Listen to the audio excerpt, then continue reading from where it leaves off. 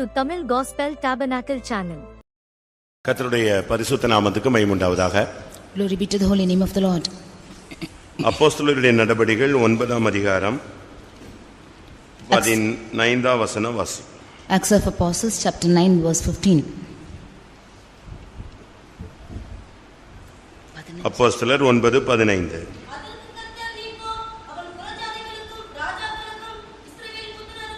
என்னுடைய நாமத்தை அறிவிக்கிறதற்காக நான் தெரிந்து கொண்ட பாத்திரமாய் இருக்கிறான். கர்த்தருடைய பரிசுத்த நாமத்துக்கு மகிமை உண்டாவதாக. Glory be to the holy name of the Lord. இங்கே அப்போஸ்தலனாகிய பவுலை கர்த்தர் ஒரு தெரிந்து கொண்ட பாத்திரம் என்று சொல்லுகிறார். Here the Lord is calling Apostle Paul as a chosen vessel. அவன் இன்னும் அப்போஸ்தலனாய் மாறவில்லை. He is still not become an apostle. அவனுடைய வாழ்க்கை இன்னும் மாறவில்லை. His life is yet not changed. அவனுடைய பெயர் மாற்றப்படவில்லை. His name is not yet being changed. அவனுடைய அழைப்பு உறுதிப்படுத்தப்படவில்லை. And his calling is not yet confirmed. இன்னும் அவன் ஞானஸ்நானம் எடுக்கவில்லை. He is yet not baptized. அபிஷேகம் பெறவில்லை. He is not anointed. அவனுடைய கண் பார்வை இன்னும் தெளிவாகவில்லை. Yet his eyesight is not clear. ஆனாலும் கூட அவனை குறித்த தேவனுடைய சித்தம் அங்கே தெளிவாக வெளிப்படுத்தப்படுகிறது. But the will of God concerning him is clearly revealed out here. நான் தெரிந்து கொண்ட பாத்திரமாய் இருக்கிறான். He is a chosen vessel unto me. ஒவ்வொருவரையும் குறித்து கர்த்தருக்கு ஒரு நோக்கம் இருக்கிறது. The Lord has a definite plan concerning everyone, every person. நாம் தேவனுடைய கரங்களில் உள்ள ஒரு பாத்திரமாக இந்த நாட்களிலே மாற வேண்டியது அவசியமா இருக்கிறது. These days it is necessary for us to change as the vessel was chosen in God's hands. வேதத்தின் அடிப்படையிலே பார்க்கும் பொழுது எழுத்தின் பிரகாரமான ஒரு பல பாத்திரங்கள் சொல்லப்பட்டுள்ளது. Under the aspect of the word of God we can see literal vessels in the word of God. ஆவிக்குரிய ஒரு தெரிந்து கொள்ளப்பட்ட பாத்திரங்களை குறித்து வேதம் அழகாக சுட்டிக்காட்டுகிறது. The word of God also prescribes about the spiritual vessels. நாம் எப்படிப்பட்ட பாத்திரம் என்பதை சில வசனங்களின் வெளிச்சத்திலே நாம் சிந்தித்து பார்க்கலாம். In the light of a few verses we should see as to what kind of vessel are we. தெய்வீக தன்மையுள்ள பாத்திரங்களும் இல்லாவிட்டால் தெய்வீகமற்ற பல பாத்திரங்களின் அனுபவங்களும் வேதத்திலே சுட்டிக்காட்டப்பட்டுள்ளது. The word of God depicts about the characters of the vessels which have divine characters and the other characters which are not having divine characters. நாம் எப்படிப்பட்ட பாத்திரங்கள்? Which kind of vessel are we? நம்முடைய நிலவரம் என்ன? What is our state? இவைகளை நாம் அறிந்து கொள்ள வேண்டியது, தெரிந்து கொள்ள வேண்டியது, புரிந்து கொள்ள வேண்டியது அவசியம். It is needed for us to understand this and to know about these types. நம்மை குறித்து தேவனுடைய திட்டம் நமக்கு தெரியாத பட்சத்திலே நம்முடைய பாதை மாறிக்கொண்டே இருக்கும். Unless we do not know the will of God concerning us, our path will be wavering. நம்மை குறித்து தேவனுடைய சித்தம் நமக்கு தெளிவாக இருந்தால் நம்முடைய பாதைகளும் தெளிவாக இருக்கும். If the will of God concerning us is clear, then the paths also will be clear. முதலாவது நாம் ஒரு தெரிந்து கொள்ளப்பட்ட பாத்திரம் என்பதை நாம் சிந்தையிலே வைத்துக் கொள்ள வேண்டும். Firstly, we should have in our mind that we are a chosen vessel. ஒவ்வொரு விசுவாசிகளும், ஒவ்வொரு ஊழியர்களும், ஒவ்வொரு தேவனுடைய பிள்ளைகளும் தேவனால் தெரிந்து கொள்ளப்பட்டவர்கள். Every believer and every servant of God and every child of God are chosen vessels of God. அழைப்பு எல்லாருக்கும் கொடுக்கப்படுகிறது. தெரிந்து கொள்ளுதல் சிலருக்கு தேவனால் அது அருளப்படுகிறது. Calling is given to all, but choosing is given only to a few of them by God. அதனால தான் அழைக்கப்பட்டவர்கள் அநேகர், தெரிந்து கொள்ளப்பட்டவர்களோ சிலர் என்று சொல்லப்பட்டிருக்கிறது. But that is why it is said that many are called but few are chosen. அழைப்பு பூமியில் உள்ள எல்லாருக்கும் கொடுக்கப்படுகிறது. ஆனா ஒரு சிலர் தான் கர்த்தர் செலக்ட் பண்ணி இந்த மார்க்கத்திலே இந்த மகிமையான உபதேசத்துக்குள்ளே வழி நடத்துகிறார். Everyone in this world are given this calling, but only a few are being selected by God and are led in this doctrines. நாம் தெரிந்து கொண்ட பாத்திரங்களா அப்படின்னு எப்படி கண்டுபிடிக்கிறது? How can we find out that we are chosen vessels?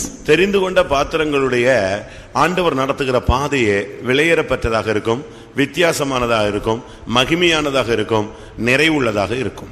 The path in which the people are chosen will be different. It will be totally different concerning all, and it will be with fullness, and there will be glory in it. தெரிந்து கொள்ளப்பட்ட ஒரு மனிதனுடைய பாதை ஒரு தெரிந்து கொள்ளப்பட்ட பாதையாக இருக்கும்.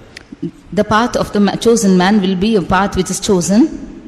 அவனுடைய பாதை தெளிவாக இருக்கும். And it will be clear. அவன் தெரிந்து கொள்ளப்பட்டான் என்று சொன்னால் அவன் தடுமாறவே மாட்டான். If he is chosen, he will never stumble. நீங்க பவுலுடைய வாழ்க்கையை நீங்க பாருங்க. பின்வாங்கினான், மறுதலித்தான், சபித்தான், தேவனை விட்டு விலகினான், கிறிஸ்துவின் அன்பு அவனுக்கு குறைந்து போய்விட்டது, வெட்கப்படுத்தப்பட்டேன் அப்படிலாம் அவனுக்கு பைபிள்ல சொல்லப்பட்டதே இல்லை. When you consider the life of Paul, you cannot see in the word of God that he is backslided, he has departed away from the love of Christ and he has denied Christ. We can never see that things in him. நான் இன்றைக்கு ஒரு சில தெய்வீகமான பாத்திரத்தன்மைகளை உங்களுக்கு சொல்லுகிறேன். Today I want to place before you about the divine vessels. கடைசியிலே தெய்வீகமற்ற தன்மையுள்ள பாத்திரங்களையும் நான் உங்களுக்கு சொல்லுகிறேன். And finally I want to say about the vessels which have lost its divinity. இவைகளில் உங்களை எதிலே இணைத்து சரிப்படுத்திக் கொள்ள முடியும் என்பதை நீங்கள் சிந்தித்து பாருங்கள். You think as to in which kind of vessel can you unite yourself and rectify yourself. ஒன்றை நாம் புரிந்து கொள்ள வேண்டும். One thing we should understand.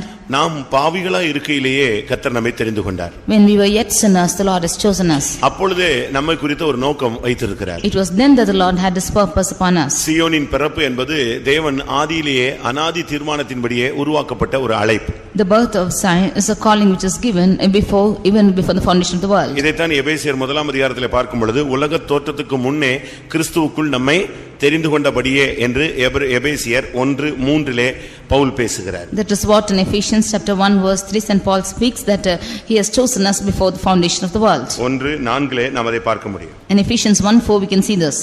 உலக தோற்றத்திற்கு முன்னே கிறிஸ்துவுக்குள் நம்மை தெரிந்து கொண்டபடியே.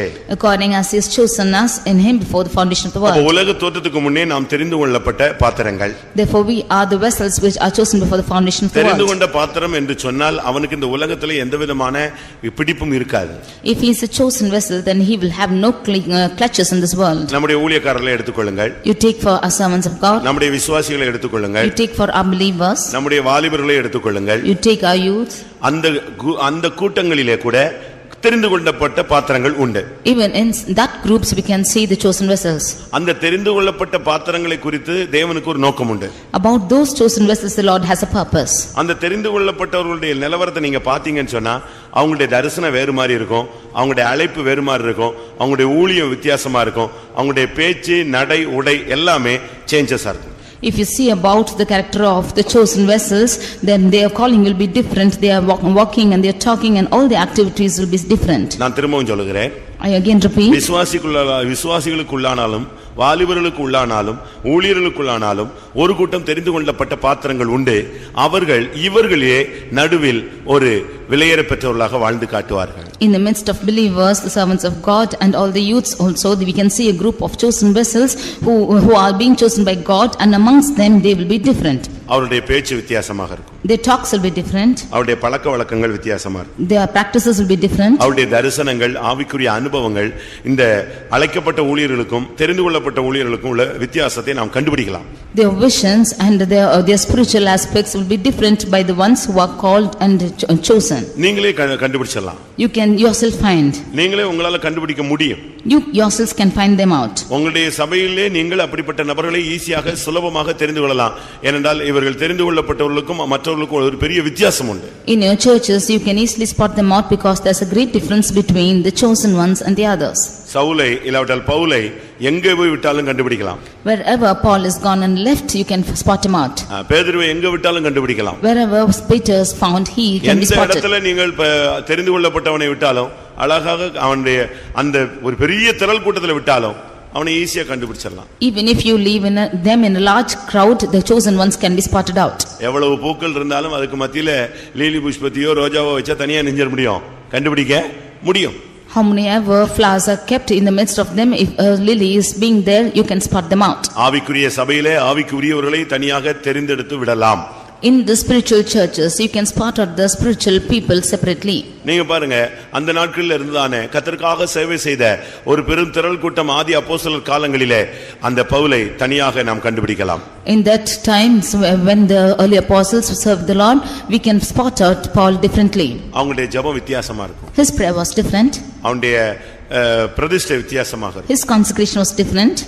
அவனுடைய தங்குமிடம் வித்தியாசமாக இருக்கும். And all his attitudes were different.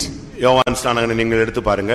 You take John the Baptist. பழைய ஏற்பாட்டிலே எலியாவை எடுத்து பாருங்க. You take Elijah in Old Testament. அவர்களெல்லாம் தீர்க்கதரிசிகள், பெரிய மேன்மையான ஸ்தானத்துக்கு போகக்கூடிய தேவனுடைய ஊழியர்கள். ஆனால் அவர்கள் இந்த பூமியிலே தனித்துவம் வாய்ந்தவர்களாக வாழ்ந்து காட்டினார்கள். காரணம் அவர்கள் தெரிந்து கொள்ளப்பட்ட பாத்திரங்கள். They were prophets or servants of God who had to go to an honorable place, and in this world they lived with the individuality because they were chosen vessels. தெரிந்து கொள்ளப்பட்டவன் கிறிஸ்துவின் அன்பை விட்டு வெளியே போக மாட்டான். He who is chosen will never go away from the love of அவன் Christ. கிறிஸ்துவை விட்டு விலக மாட்டான். He will never depart from Christ. பாடுகளிலே பின்வாங்க மாட்டான். In sufferings he will not backslide.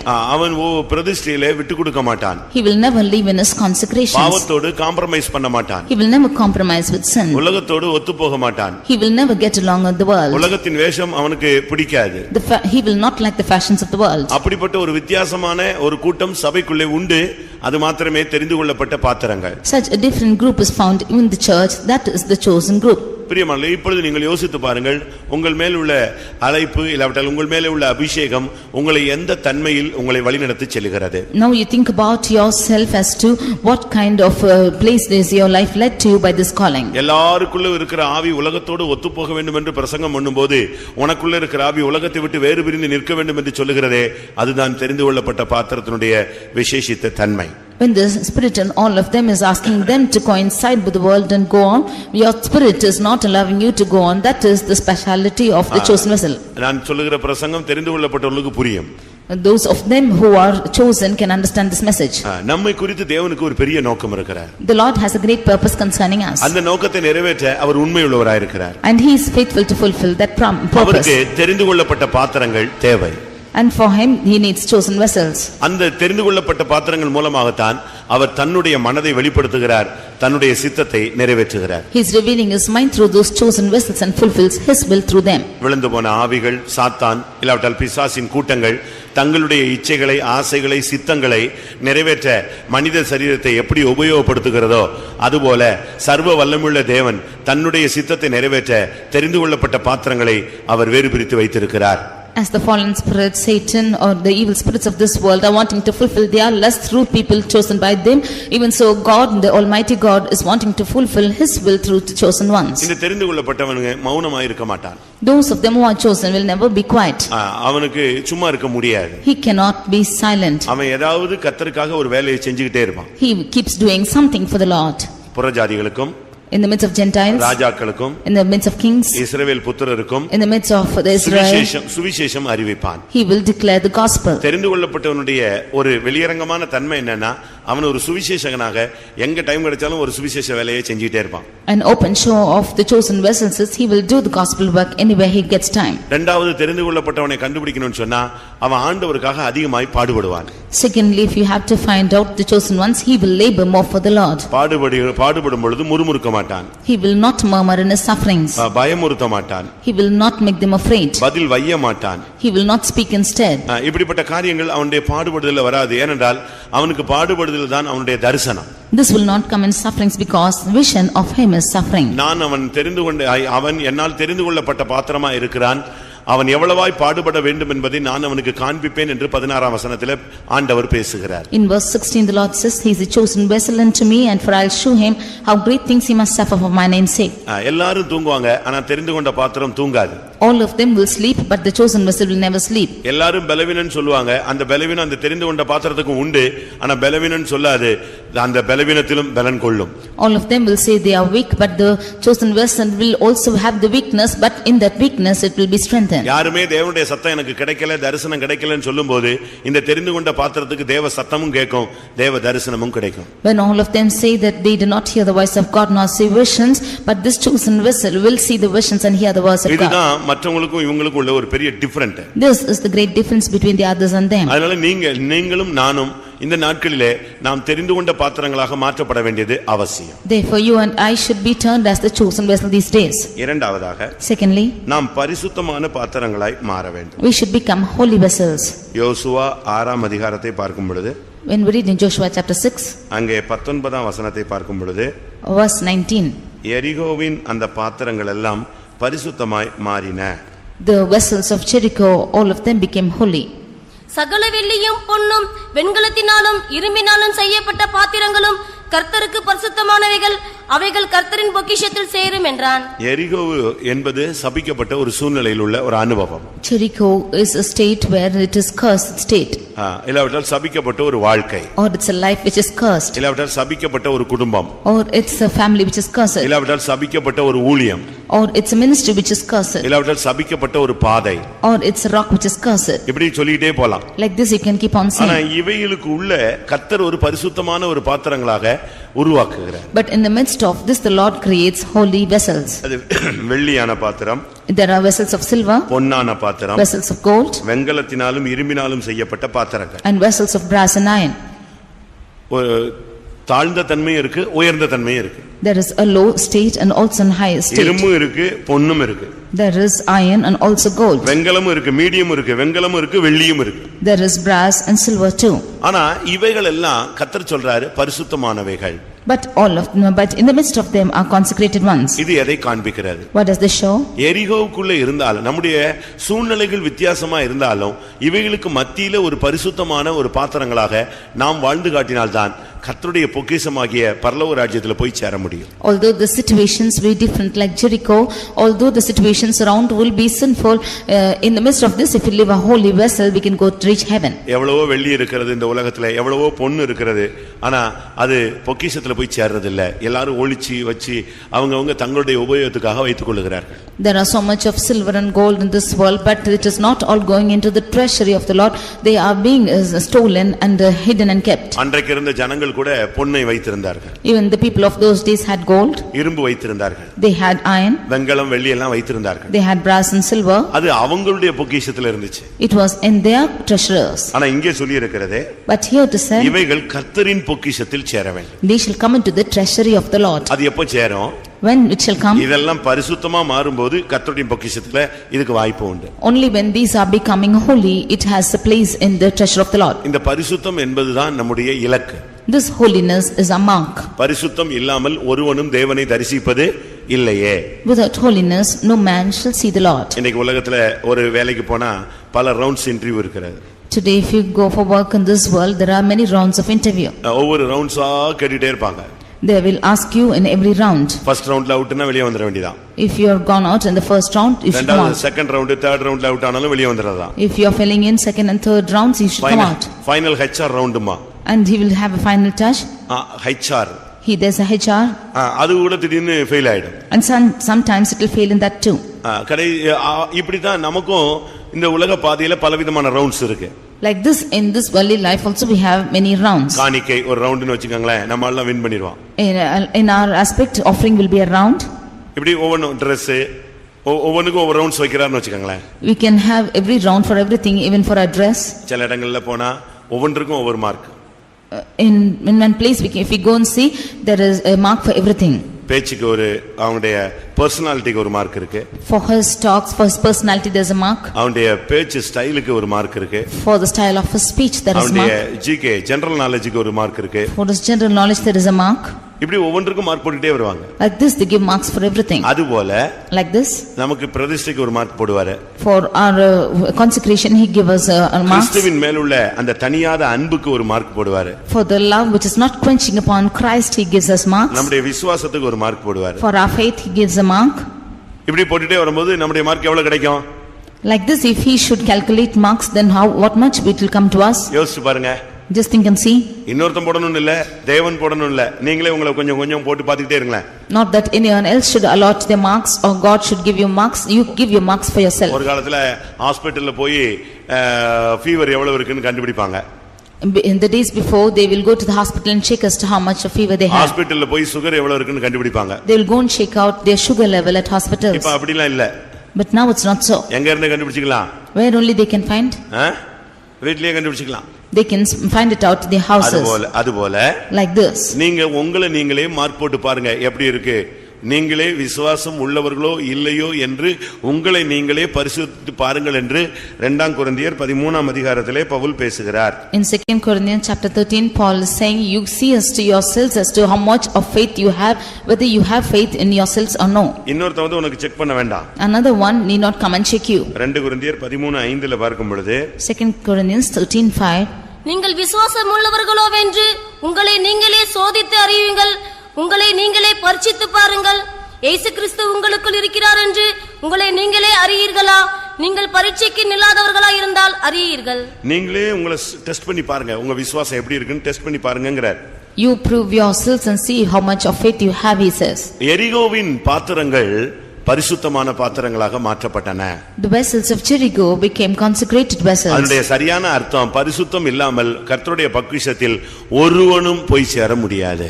The right meaning is without holiness none of them can go and get into the treasury of the Lord. உங்களுடைய Dressல ஒரு பரிசுத்தம் இருக்கணும். There should be holiness in your dressing. அதனால தான் நம்முடைய சபையில Dress பத்தி அதிகமா நம்ம வலியுறுத்துறோம். That is why we insist more about dressing in our church. உங்களுடைய பேச்சில ஒரு பரிசுத்தம் இருக்க வேண்டும். In your talks you have a holiness. மூன்றாவது உங்களுடைய பழக்க வழக்கங்கள்ல ஒரு பரிசுத்தம் இருக்கணும். Thirdly, in all your practices you have a holiness. இப்படி நம்ம ஒவ்வொண்ணா சொல்லிட்டே போலாம். Like this we can keep saying one and the other. இதெல்லாம் வெளியரங்கமா நம்ம ஈஸியா காட்டிடுவோம். These we can show it out easily. ரொம்ப பெரிய செயிண்ட் மாதிரி பேசிடலாம். We can speak as a great saint. Dressல பெரிய செயிண்ட் மாதிரி காட்டிடலாம். In our dressing we can show ourselves great saint. ஆனா தேவன் என்ன செய்றாரு, மனதில் பரிசுத்தத்தை, இருதயத்தில் பரிசுத்தத்தை, சிந்தையில் பரிசுத்தத்தை, உணர்வுகளில் பரிசுத்தத்தை, நினைவுகளில் பரிசுத்தத்தை எதிர்பார்க்கிறார். But God expects the holiness in our mind, in the heart, in the thoughts and even in the memories. வேதம் என்ன சொல்லுகிறது? What does the word of God say? மனுஷன் முகத்தை பார்க்கிறான், தேவனோ இருதயத்தின் ஆழங்களை ஆராய்ந்து அறிகிறார். Man is looking upon the face, but God is searching out the depths of the heart. உங்களுடைய மனதிலே எப்படி இருந்துச்சுன்னு அவர் பார்க்கிறார். He sees us to the attitude of your mind is. ஒருத்தன் தவறு சொன்னா அவர் சொல்றாரு, இருதயத்தை சாத்தானுக்கு இடம் கொடுத்துட்டியேன்னு கேக்குறாரு. If one man is erring, then he is saying that you have given room for Satan in your heart. அனனியா அந்த காணிக்கையில கொஞ்சம் பணத்தை எடுத்து வச்சிட்டு வந்துட்டு பேதுருட்ட பேசிட்டு இருக்கான். When Ananias took a little bit of offering and was speaking to Peter, அப்ப பேதுரு அவன்கிட்ட பேசும்போது என்ன சொல்றாரு? when he was speaking to Peter, what did he say? பரிசுத்த ஆவியினிடத்திலே பொய் சொல்ல சாத்தான் உன் இருதயத்தை நிரப்பினது என்ன? How has the Satan made your heart to lie that you have lied unto the Holy Spirit? அந்த இடத்துல வெளியரங்கமா அவன் தவறு செஞ்சிட்டு வர்றான், ஆனா யாருக்குமே தெரியாது. ஆனா அது நடந்தது எங்க இருதயத்துல நடந்ததுன்னு பேதுரு சொல்றார். He is openly doing that wrong and coming, but nobody else knew, but Peter is saying that it has happened in this heart. அதனால பரிசுத்தத்தின் உச்சகட்டம் என்பது நினைவில், எண்ணங்களில், சிந்தையில், உணர்வில், அதுதான் தேவன் மென்ஷன் பண்றார். Therefore the holiness, the heights of holiness, the Lord is calling them, that is in their heart, in their mind, in the memories and in the thoughts. நாம் எல்லாரும் எரிகோவினுடைய பாத்திரங்கள் தான். We are all vessels of Jericho. பாவத்திலே கற்பந்தரிக்கப்பட்டவர்கள் தான். We have been born in sin. துர்க்குணத்திலே உருவானவர்கள் தான். We have been formed in iniquity. ஒருவேளை உலகத்துல பொன்னா இருக்கலாம், இல்லாவிட்ட வெள்ளியா இருக்கலாம், இல்லாவிட்ட வெண்கலமா இருக்கலாம், இல்லாவிட்ட இரும்பா இருக்கலாம். ஆனா நீ எந்த நிலவரத்துல தரம் தாழ்ந்தோ உயர்ந்தோ எந்த நிலவரத்துல இருந்தாலும் நீ பரிசுத்தமா இருந்தா உனக்கு கர்த்தருடைய பொக்கிஷத்துல இடம் உண்டு.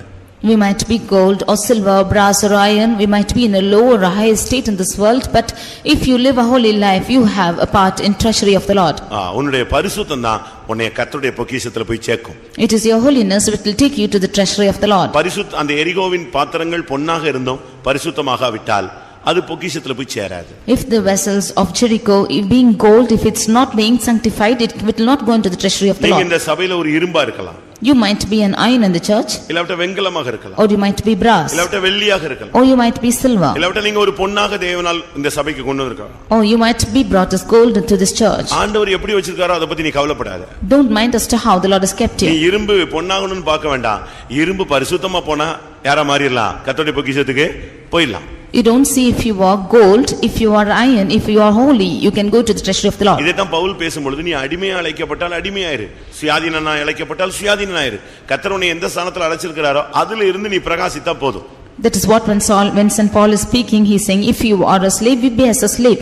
If you are free, then you be free as how the Lord has called you, be in that calling. நீ நட்சத்திரமா இருந்துட்டு சூரியனா மாறணும்னு உனக்கு பிரசங்கம் நாங்க பண்ண மாட்டோம். நீ சூரியனா இருந்து நட்சத்திரனா மாறணும்னு பிரசங்கம் பண்ண மாட்டோம். நீ சந்திரனா இருந்து சூரியனா மாறணும்னு இல்ல, நீ சந்திரனா இருந்து பிரகாசிக்கணும், அதான் முக்கியம். சூரியனா இருந்து பிரகாசிக்கணும், நட்சத்திரமா இருந்து நீ பிரகாசிக்கணும். We do not ask you to be a star, you being a star to become a sun, or you being a sun to become a star, or moon to become a sun. But if you are a star, you shine out like a star. If you are a moon, you are a moon out, shine out like the moon. And if you are a sun, shine like the sun. நீ மார்க்கந்த பின்ன நட்சத்திரமாய் போய் விடக்கூடாது, இருளடைந்த நட்சத்திரமாய் போகக்கூடாது, விழுந்து போன நட்சத்திரமாய் போகக்கூடாது, பிரகாசிக்கிற நட்சத்திரமாய் நிலைத்திருக்க வேண்டும். You should not be as the stars which are going away from the path. You should not be as the stars which are falling falling off, you should not be as the darkened star, you should be as the star which is giving out light. மூன்றாவதாக Thirdly, எபிரேயருக்கு எழுதின நிருபம் 9ஆம் அதிகாரம் 4ஆம் வசனத்தின்படி Hebrews chapter 9 verse 4. எபிரேயர் 9:4. அதிலே பொன்னார் செய்த தூப கலசமும் முழுவதும் பொற்தகடு பொதிந்திருக்கப்பட்ட உடன்படிக்கை பெட்டி இருந்தன. அந்த பெட்டியிலே மன்னா வைக்கப்பட்ட பொற்பாத்திரமும் ஆரோனுடைய துளிர்த்த கோலும் உடன்படிக்கையின் கற்பலகைகளும் இருந்தன. இங்கே நாம் பார்க்கும் பொழுது உடன்படிக்கை பெட்டிக்குள்ளே இருந்ததான விலையேற பெற்ற 3 பொருட்கள் சொல்லப்பட்டிருக்கு. We see of the valuable things which are found in the ark of the covenant. அதிலே ஒன்று மன்னா வைக்கப்பட்ட பொற்பாத்திரம். Of which one is the golden pot that had manna. இங்கே ஒரு பொற்பாத்திரம் இருக்கிறது. There is a golden pot here. அந்த பொற்பாத்திரத்துக்குள்ள மன்னா வைக்கப்பட்டிருந்தது. In that golden pot was manna. நீ என்ன பாத்திரம், நீ ஒரு பொற்பாத்திரம் என்பதை நீ மனதில் வைக்க வேண்டும். You should have in your mind that you are a golden pot. ஆண்டவர் இதை தன்னுடைய திட்டத்தின்படி தான் வைத்திருந்தார். The Lord has kept this according to his plan. உடன்படிக்கை பெட்டியின் மேலே கிருபாசனம் உண்டு, கேருபீன்கள் உண்டு, கர்த்தருடைய சத்தம் உண்டு. Above the ark of the covenant are found cherubims and the seat of the Lord, and there are the voice of God too. அது ஒரு பெட்டி.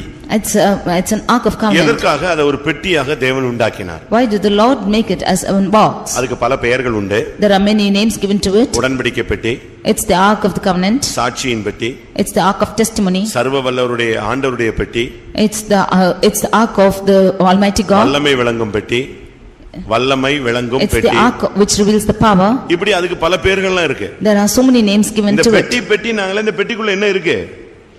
There it says the ark, what is found in the ark? அந்த பெட்டிக்குள்ள 3 காரியத்தை கர்த்தர் வைக்க முடியாது சொன்னார். The Lord commanded 3 things to kept in the ark of the covenant. இது பெட்டி என்பது ஒரு தனிமனித ஜீவியத்தையும் காண்பிக்கிறது, சபையையும் காண்பிக்கிறது. This ark is showing an individual person and also the church. தேவனுடைய ஊழியம் என்பது ஒரு உடன்படிக்கை பெட்டி. அதை தொட்டவன் செத்தான். The church of God, or the minister of God, is the ark of covenant. Whoever touches it will die. அதை எட்டி பார்த்தவன் செத்தான்.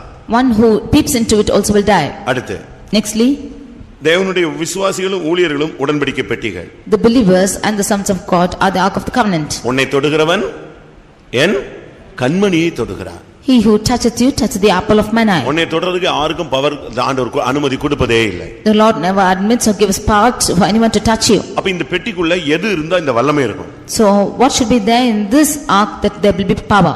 உடன்படிக்கை பெட்டிக்குள்ள 3 காரியத்தை வைக்க முடியாக கர்த்தர் சொல்லியிருந்தார். The Lord commanded to keep 3 things in the ark of the covenant. ஒன்று மன்னா வைக்கப்பட்ட பொற்பாத்திரம். One is the golden pot that had manna, உடன்படிக்கையின் கற்பலகைகள். and the tables of covenant. மூன்றாவது ஆரோனுடைய தளிர்த்த கோல். And thirdly, Aaron's rod that budded. இந்த மூணையும் உள்ளே வைக்க முடியாக கர்த்தர் சொன்னார். The Lord commanded to keep these 3 things inside. ஒரு பொற்பாத்திரம் செஞ்சு You should make a golden pot அதுக்குள்ள இந்த மூணையும் வைங்க. and keep these 3 things into it. இதுதான் ஆரம்பத்துல தேவனுடைய மனதில் இருந்த ஒரு அனுபவம். This is what in the mind of God in the beginning. இஸ்ரவேல் ஜனங்கள் கானானுக்குள்ளே அடியெடுத்து வைத்து அந்த கானான் தேசத்தின் கனிகளை புசிக்க ஆரம்பித்த உடனே அவர்களுக்கு வனாந்தரத்தில் கொடுக்கப்பட்ட தூதர்களின் அப்பமாகிய மன்னா நிறுத்தப்பட்டது. When the children of God stepped into Canaan and they ate of the fruit of the land, this manna which was given from heaven was stopped. கர்த்தர் அதை நிறுத்தினார். The Lord stopped it. ஆனால் அது கொடுக்கப்பட்டதற்கு அடையாளமாக அந்த ஜனத்துக்கு நினைப்பூட்டுதலாக கொஞ்சம் மன்னாவை எடுத்து இந்த பொற்பாத்திரத்தில் வைத்து அதை பெட்டிக்குள்ளே வைத்து பாதுகாக்க முடியாக கர்த்தர் சொன்னார். But as a sign of remembrance, the Lord asked to keep some manna into a golden pot. ஆனா என்ன நடந்தது? But what happened? இது தேவனுடைய திட்டத்திலே இருந்தது. This was in the plan of God. இரண்டாவது, அவர்களோடு உடன்படிக்கையின் மூலமாக கர்த்தர் பேசினால் அவருக்கு கற்பனைகளை கொடுத்தார். அந்த கற்பனைகளை அவர்கள் வனாந்தரத்திலே பின்பற்ற வேண்டும், வாழ்நாளெல்லாம் பின்பற்ற வேண்டும் என்று அந்த உடன்படிக்கையின் கற்பனைகளை அதுக்குள்ள வைக்க சொன்னார். Secondly, the Lord covenanted with the people with the tables of covenant, and that the people might follow them all the days of their life. The Lord asked them to keep the tables of covenant into this ark. அடுத்து மூன்றாவதாக, Thirdly, ஊழியம் யார் செய்வது என்கிற ஒரு பெரிய கேள்வி எழுப்பப்பட்டது. there was a great question as to who should do the ministry.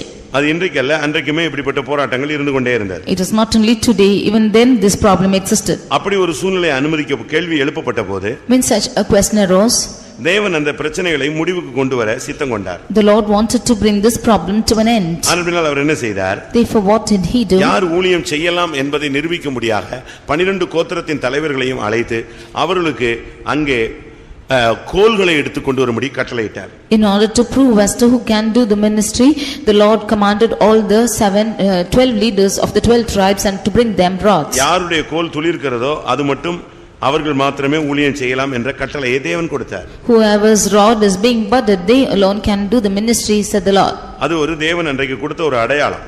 That was a sign which the Lord had given. குழப்பத்தை தீர்க்கும்படியாக தேவன் வைத்திருந்த ஒரு திட்டம்.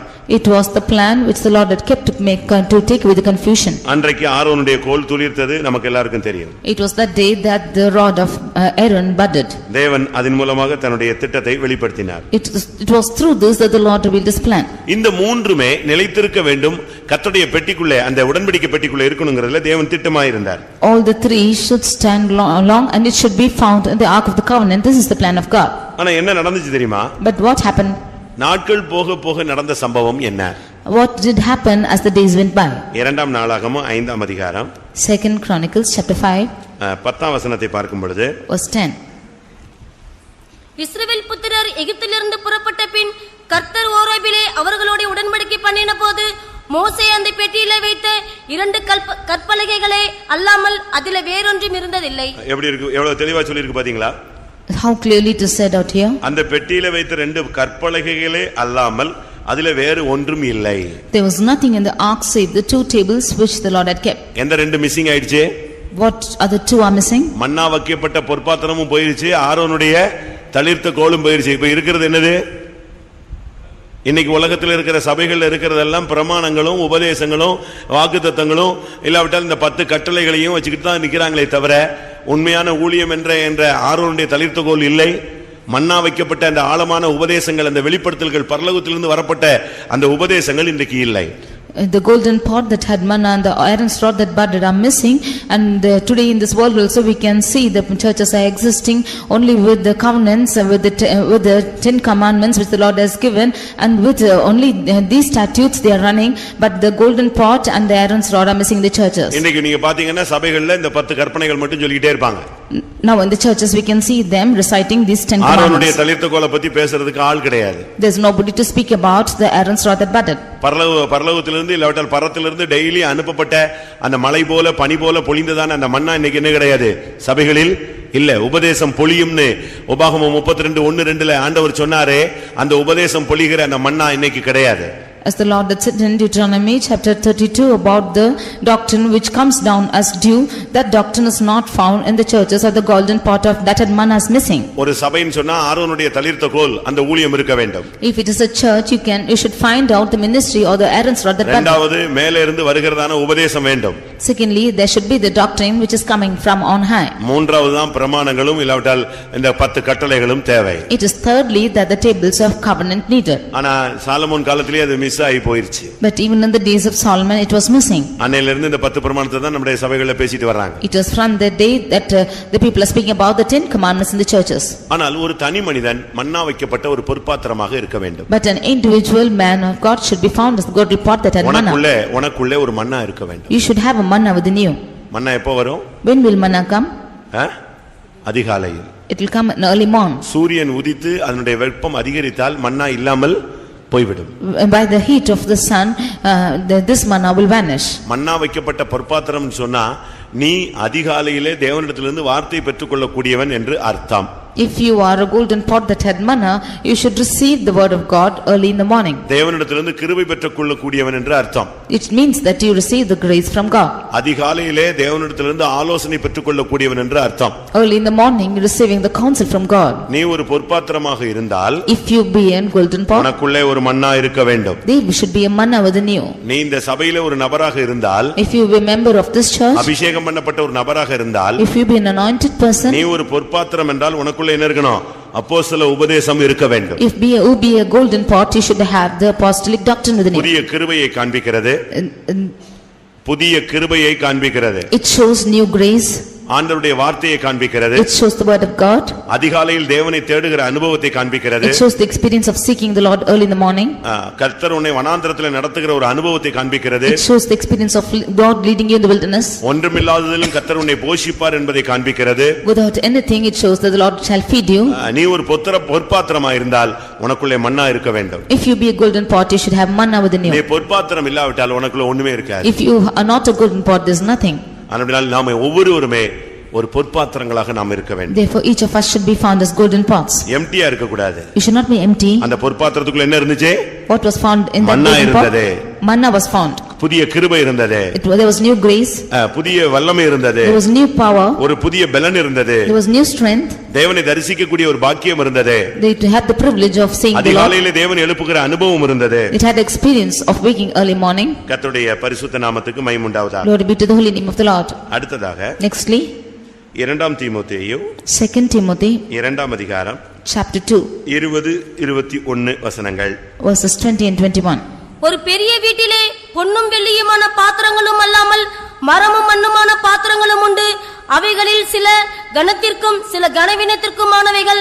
ஆகையால் ஒருவன் இவைகளை விட்டு தன்னை சுத்திகரித்துக் கொண்டால் அவன் பரிசுத்தமாக்கப்பட்டதும் எஜமானுக்கு உபயோகமானதும் எந்த நற்கிரியையும் செய்ய ஆயத்தமாக்கப்பட்டதுமான கனத்திற்குரிய பாத்திரமாய் இருப்பான். இங்கே கனத்துக்குரிய பாத்திரத்தை பற்றி தெளிவாக சொல்லி இருக்கிறார். Here we see about the vessels to honor. நாம் ஒரு வேலையில இருந்தா நல்ல ஒரு கனத்துக்குரிய ஒரு வேலையில இருக்கணும். If we be in a job, we should be in an honorable job.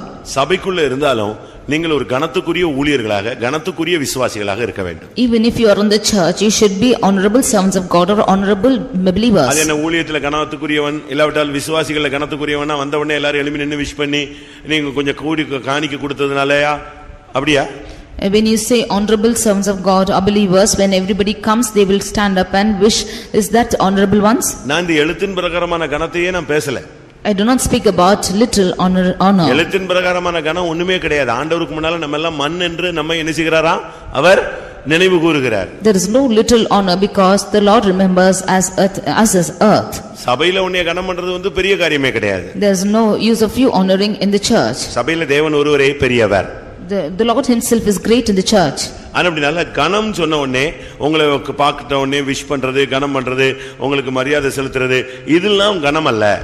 When you say honor, one glass raising up to wish you or honoring you is not honor. தேவன் உன்னை கனம் பண்ணுகிற ஒரு வாழ்க்கை இருக்கிறது. There is a life where God is honoring your life. தேவன் கனம் பண்ணுகிற ஒரு பாத்திரமாக நீ மாற வேண்டும். You should be changed as a vessel where God will honor you. அந்த பாத்திரம் கனத்துக்குரிய பாத்திரமாய் மாறினது. That vessel changed as a vessel to honor. கனத்துக்குரிய பாத்திரம்னா என்ன அர்த்தம்? What is the meaning of vessel of honor? சுத்திகரிக்கப்பட்டவன் அர்த்தம். It's a sanctified one. முதலாவது ஒரு விசுவாசி ஒரு ஊழியக்காரன் எப்பொழுதுமே தன்னை சுத்திகரித்துக் கொண்டே இருக்க வேண்டும். Firstly, a believer or a servant of God should always keep sanctifying himself. சுத்திகரிக்கப்பட்ட ஒரு வாழ்க்கை நமக்கு அவசியமாக இருக்கிறது. We need a life which is sanctified. இன்னைக்கு சுத்திகரிக்கப்படாத எந்த ஒரு மனிதனோ அவன் கனவீனத்துக்குரியவனே. Today any man who is not sanctified is to be dishonored. சுத்திகரிக்கப்பட்ட நிலவரத்துல இருந்தாதான் கர்த்தர் உன்னை கனம் பண்றாருன்னு அர்த்தம். Only when you are found in the state of sanctified, then only the Lord is honoring இன்னொரு you. விதத்துல சொல்லணும்னு சொன்னா, In other words, when you say கர்த்தர் உன்னை கனமுள்ள பாத்திரமா பார்க்கணும்னா நீ டெய்லி உன்னை நெஞ்சிட்டே இருக்கணும், சுத்திகரிச்சிட்டே இருக்கணும். if the Lord should look upon you as an honorable vessel, you should every day sanctify yourself. நீ ஒரு பெரிய வீட்டிலே காணப்படுகிறாய். You are found in a great house. நீ மரமோ வெள்ளியோ பொன்னோ மண்ணோ அத பத்திலாம் பேச்சு கிடையாது. It's not a matter whether you are gold or silver or wood or of earth. நீ இந்த சபையில நீ பணக்காரன் ஏழை பரதேசி புதியவன் படிச்சவன் படியாதவன் இந்த பேதங்கள் தான் கிடையாது. After coming into this church, there's no divisions of whether you are rich or poor, or whether you are learned or unlearned. There's no differentiations like this. அப்படிப்பட்ட விகற்பமான எண்ணங்கள் இருந்தா நம்ம சபையாக கட்டி எழுப்பப்பட முடியாது. If you have such differentiation of thoughts, then this church cannot be built up. இந்த பில்லருக்குள்ள பாத்தீங்கன்னா ஒரு கொஞ்சம் கம்பி இருக்கு. If you see in this pillar, there will be iron rods. அதுக்குள்ள சிமெண்ட் இருக்கு. And there is cement in it. அதுக்குள்ள மண் இருக்கு. And there is mud in it. இப்படி அதுக்கு மேல பெயிண்ட் அடிச்சு வச்சிருக்கோம். And above it is painting. இப்படி எல்லாம் சேர்ந்து அது ஒரு தூணா நிக்குது. With all these together, it is found as அதுபோல சபைன்னு சொன்னா பொன்னு இருக்கும் வெள்ளி இருக்கும் மரம் இருக்கும் மண் இருக்கும். அதத்தான் நான் சொல்லல. நீ எந்த நிலவரத்துல இந்த சபைக்குள்ள இருந்தாலும் கனத்துக்குரியவனா இருக்கணும். Like this in the church, there is gold and silver and wood and earth. Whatever state you are found in, you should be vessel of honor. கர்த்தரே உன்னை கனத்துக்குரியவனாய் மாத்தணும் இல்ல நீ கனத்துக்குரியவனாய் மாற்றப்படணும் நீ ஆசைப்பட்டேன்னு சொன்னா உன்னை டெய்லி நீ சுத்திரிச்சிட்டே இருக்கணும். If the Lord himself should turn you as a vessel of honor, or if you want God to honor you, you should sanctify yourself every day. கைகால் கழுவுறது நீட்டா Dress பண்றது அது அல்ல. Not just washing your hands and feet and dressing neatly. These are little ones. உன்னுடைய ஜீவியத்துல ஒரு சுத்திகரிப்பு இருந்துகிட்டே இருக்கணும். There need to be a sanctification in your life. அதனால தான் வேதம் என்ன சொல்லுகிறது? That is why the word of God says, ஒருவன் இவைகளை விட்டு தன்னை சுத்திகரித்துக் கொண்டால், if a man should purge himself from these and be sanctified, அவன் பரிசுத்தமாக்கப்பட்டதும் எஜமானுக்கு உபயோகமாக்கப்பட்டதும் எந்த நற்கிரியைக்கும் ஆயத்தமாக்கப்பட்டதுமான கனத்துக்கு உரிய பாத்திரமாய் இருப்பான். He shall be a vessel unto honor, sanctified and meet for the master's use and prepared unto every good work. கர்த்தர் உன்னை use பண்ணி உன்னை மேன்மைப்படுத்தணும்னு நீ ஆசைப்பட்டினா சுத்திகரிக்கப்பட்ட ஒரு நிலவரத்தை டெய்லி காத்துக்கொண்டே வர வேண்டும். If you desire the Lord to use you and become honorable in his sight, then you should preserve this experience of உன்னை sanctification. சுத்திகரிக்கும் பொழுது நீ பரிசுத்தமாகிறாய். When you become sanctified, you become உன்னை holy. சுத்திகரிக்கும் பொழுது எஜமானுக்கு உபயோகமாய் மாறுகிறாய். When you become sanctified, you become used to master. உன்னை சுத்திகரிக்கும் பொழுது எந்த நற்கிரியைக்கும் கர்த்தர் உன்னை எடுத்து ஆயத்தப்படுத்துவார். When you are sanctified, the Lord can use you for every good work. ஆண்டவர் யாரை யூஸ் பண்ணலாம் அப்படினா யாரை தேடுவேன் யாரை அனுப்புவேன்னா டக்குன்னு ஒண்ணே தான் அவருக்கு தெரியும். When the Lord is seeing us to whom he can seek for and whom he shall send, then you will be in his sight. இந்த சபையில ஒரு ஆளை ஆசீர்வதிக்கணும் அப்படினா ஆண்டவருடைய மனதில நீதான் வரணும். If the Lord should bless one in the church, then you should come in the mind of God. இந்த தேசத்துல ஒருத்தனை தெரிந்து கொள்றேன்னு சொன்னா கர்த்தருக்கு உன்னை தான் கண்ணுக்கு தெரியணும். If the Lord should choose one person in this land, then you should be found in God's sight.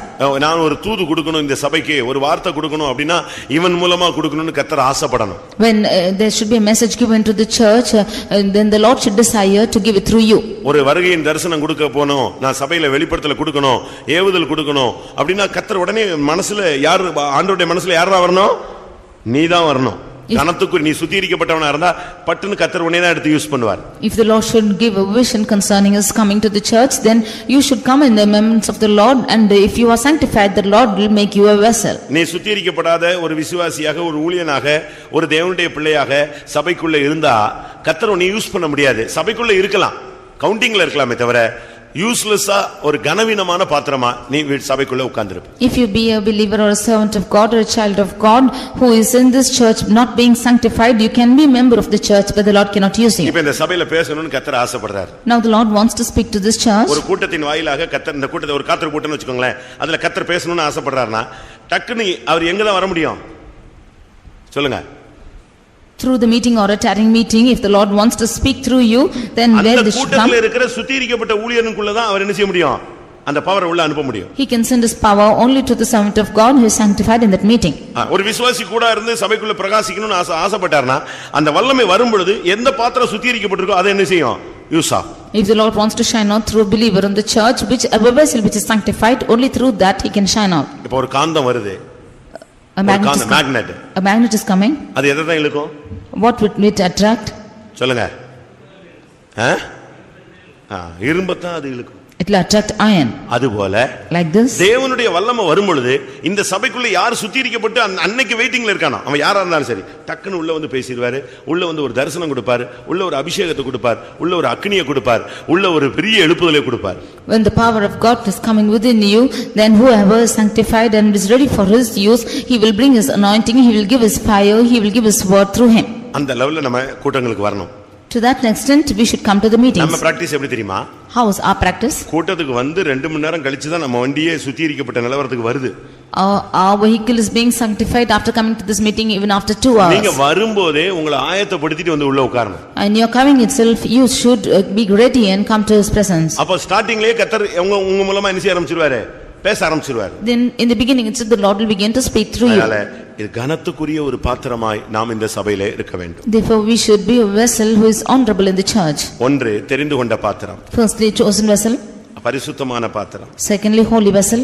மன்னா வைக்கப்பட்ட பொற்பாத்திரம். Thirdly, golden pot which had manna. அடுத்து கனத்துக்குரிய பாத்திரம். And fourthly, honorable vessel. 23ஆம் சங்கீதம் 5ஆம் வசனம். Psalm 23 verse 5. 23:5 எல்லாருக்கும் தெரிஞ்ச ஒரு வேத வசனம். It's a verse which all know. என் சத்துருக்களுக்கு முன்பாக நீர் எனக்கு ஒரு பந்தியை ஆயத்தப்படுத்தி என் தலையை எண்ணெயால் அபிஷேகம் பண்ணுகிறீர், என் பாத்திரம் நிரம்பி வழிகிறது. இது நிரம்பி வழிகிற ஒரு பாத்திரத்தை நாம் அங்கே பார்க்கிறோம். We can see a vessel which is running over. நம்முடைய பாத்திரம் வந்து எப்பவுமே ஃபில் பண்ணியே இருக்கணும். Our vessel should always be filled. இன்னும் சொல்ல போனா நிரம்பி என்ன செய்யணும்?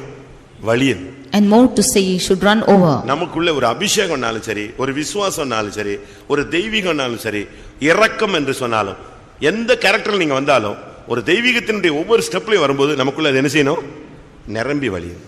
The faith within us, the divinity within us, the mercies within us should all be running over. கிருபை அப்படினா ஏதோ கொஞ்சோண்டு கிருபை வச்சிட்டு இருக்க கூடாது. When it is saying grace, not to have a bit of grace. ஒரு பெண்ணிடத்துல ஒரு தீர்க்கதரிசி கேக்குறான், உன்னோட வீட்ல என்ன இருக்கு அத சொல்லு அப்படிங்கறான்.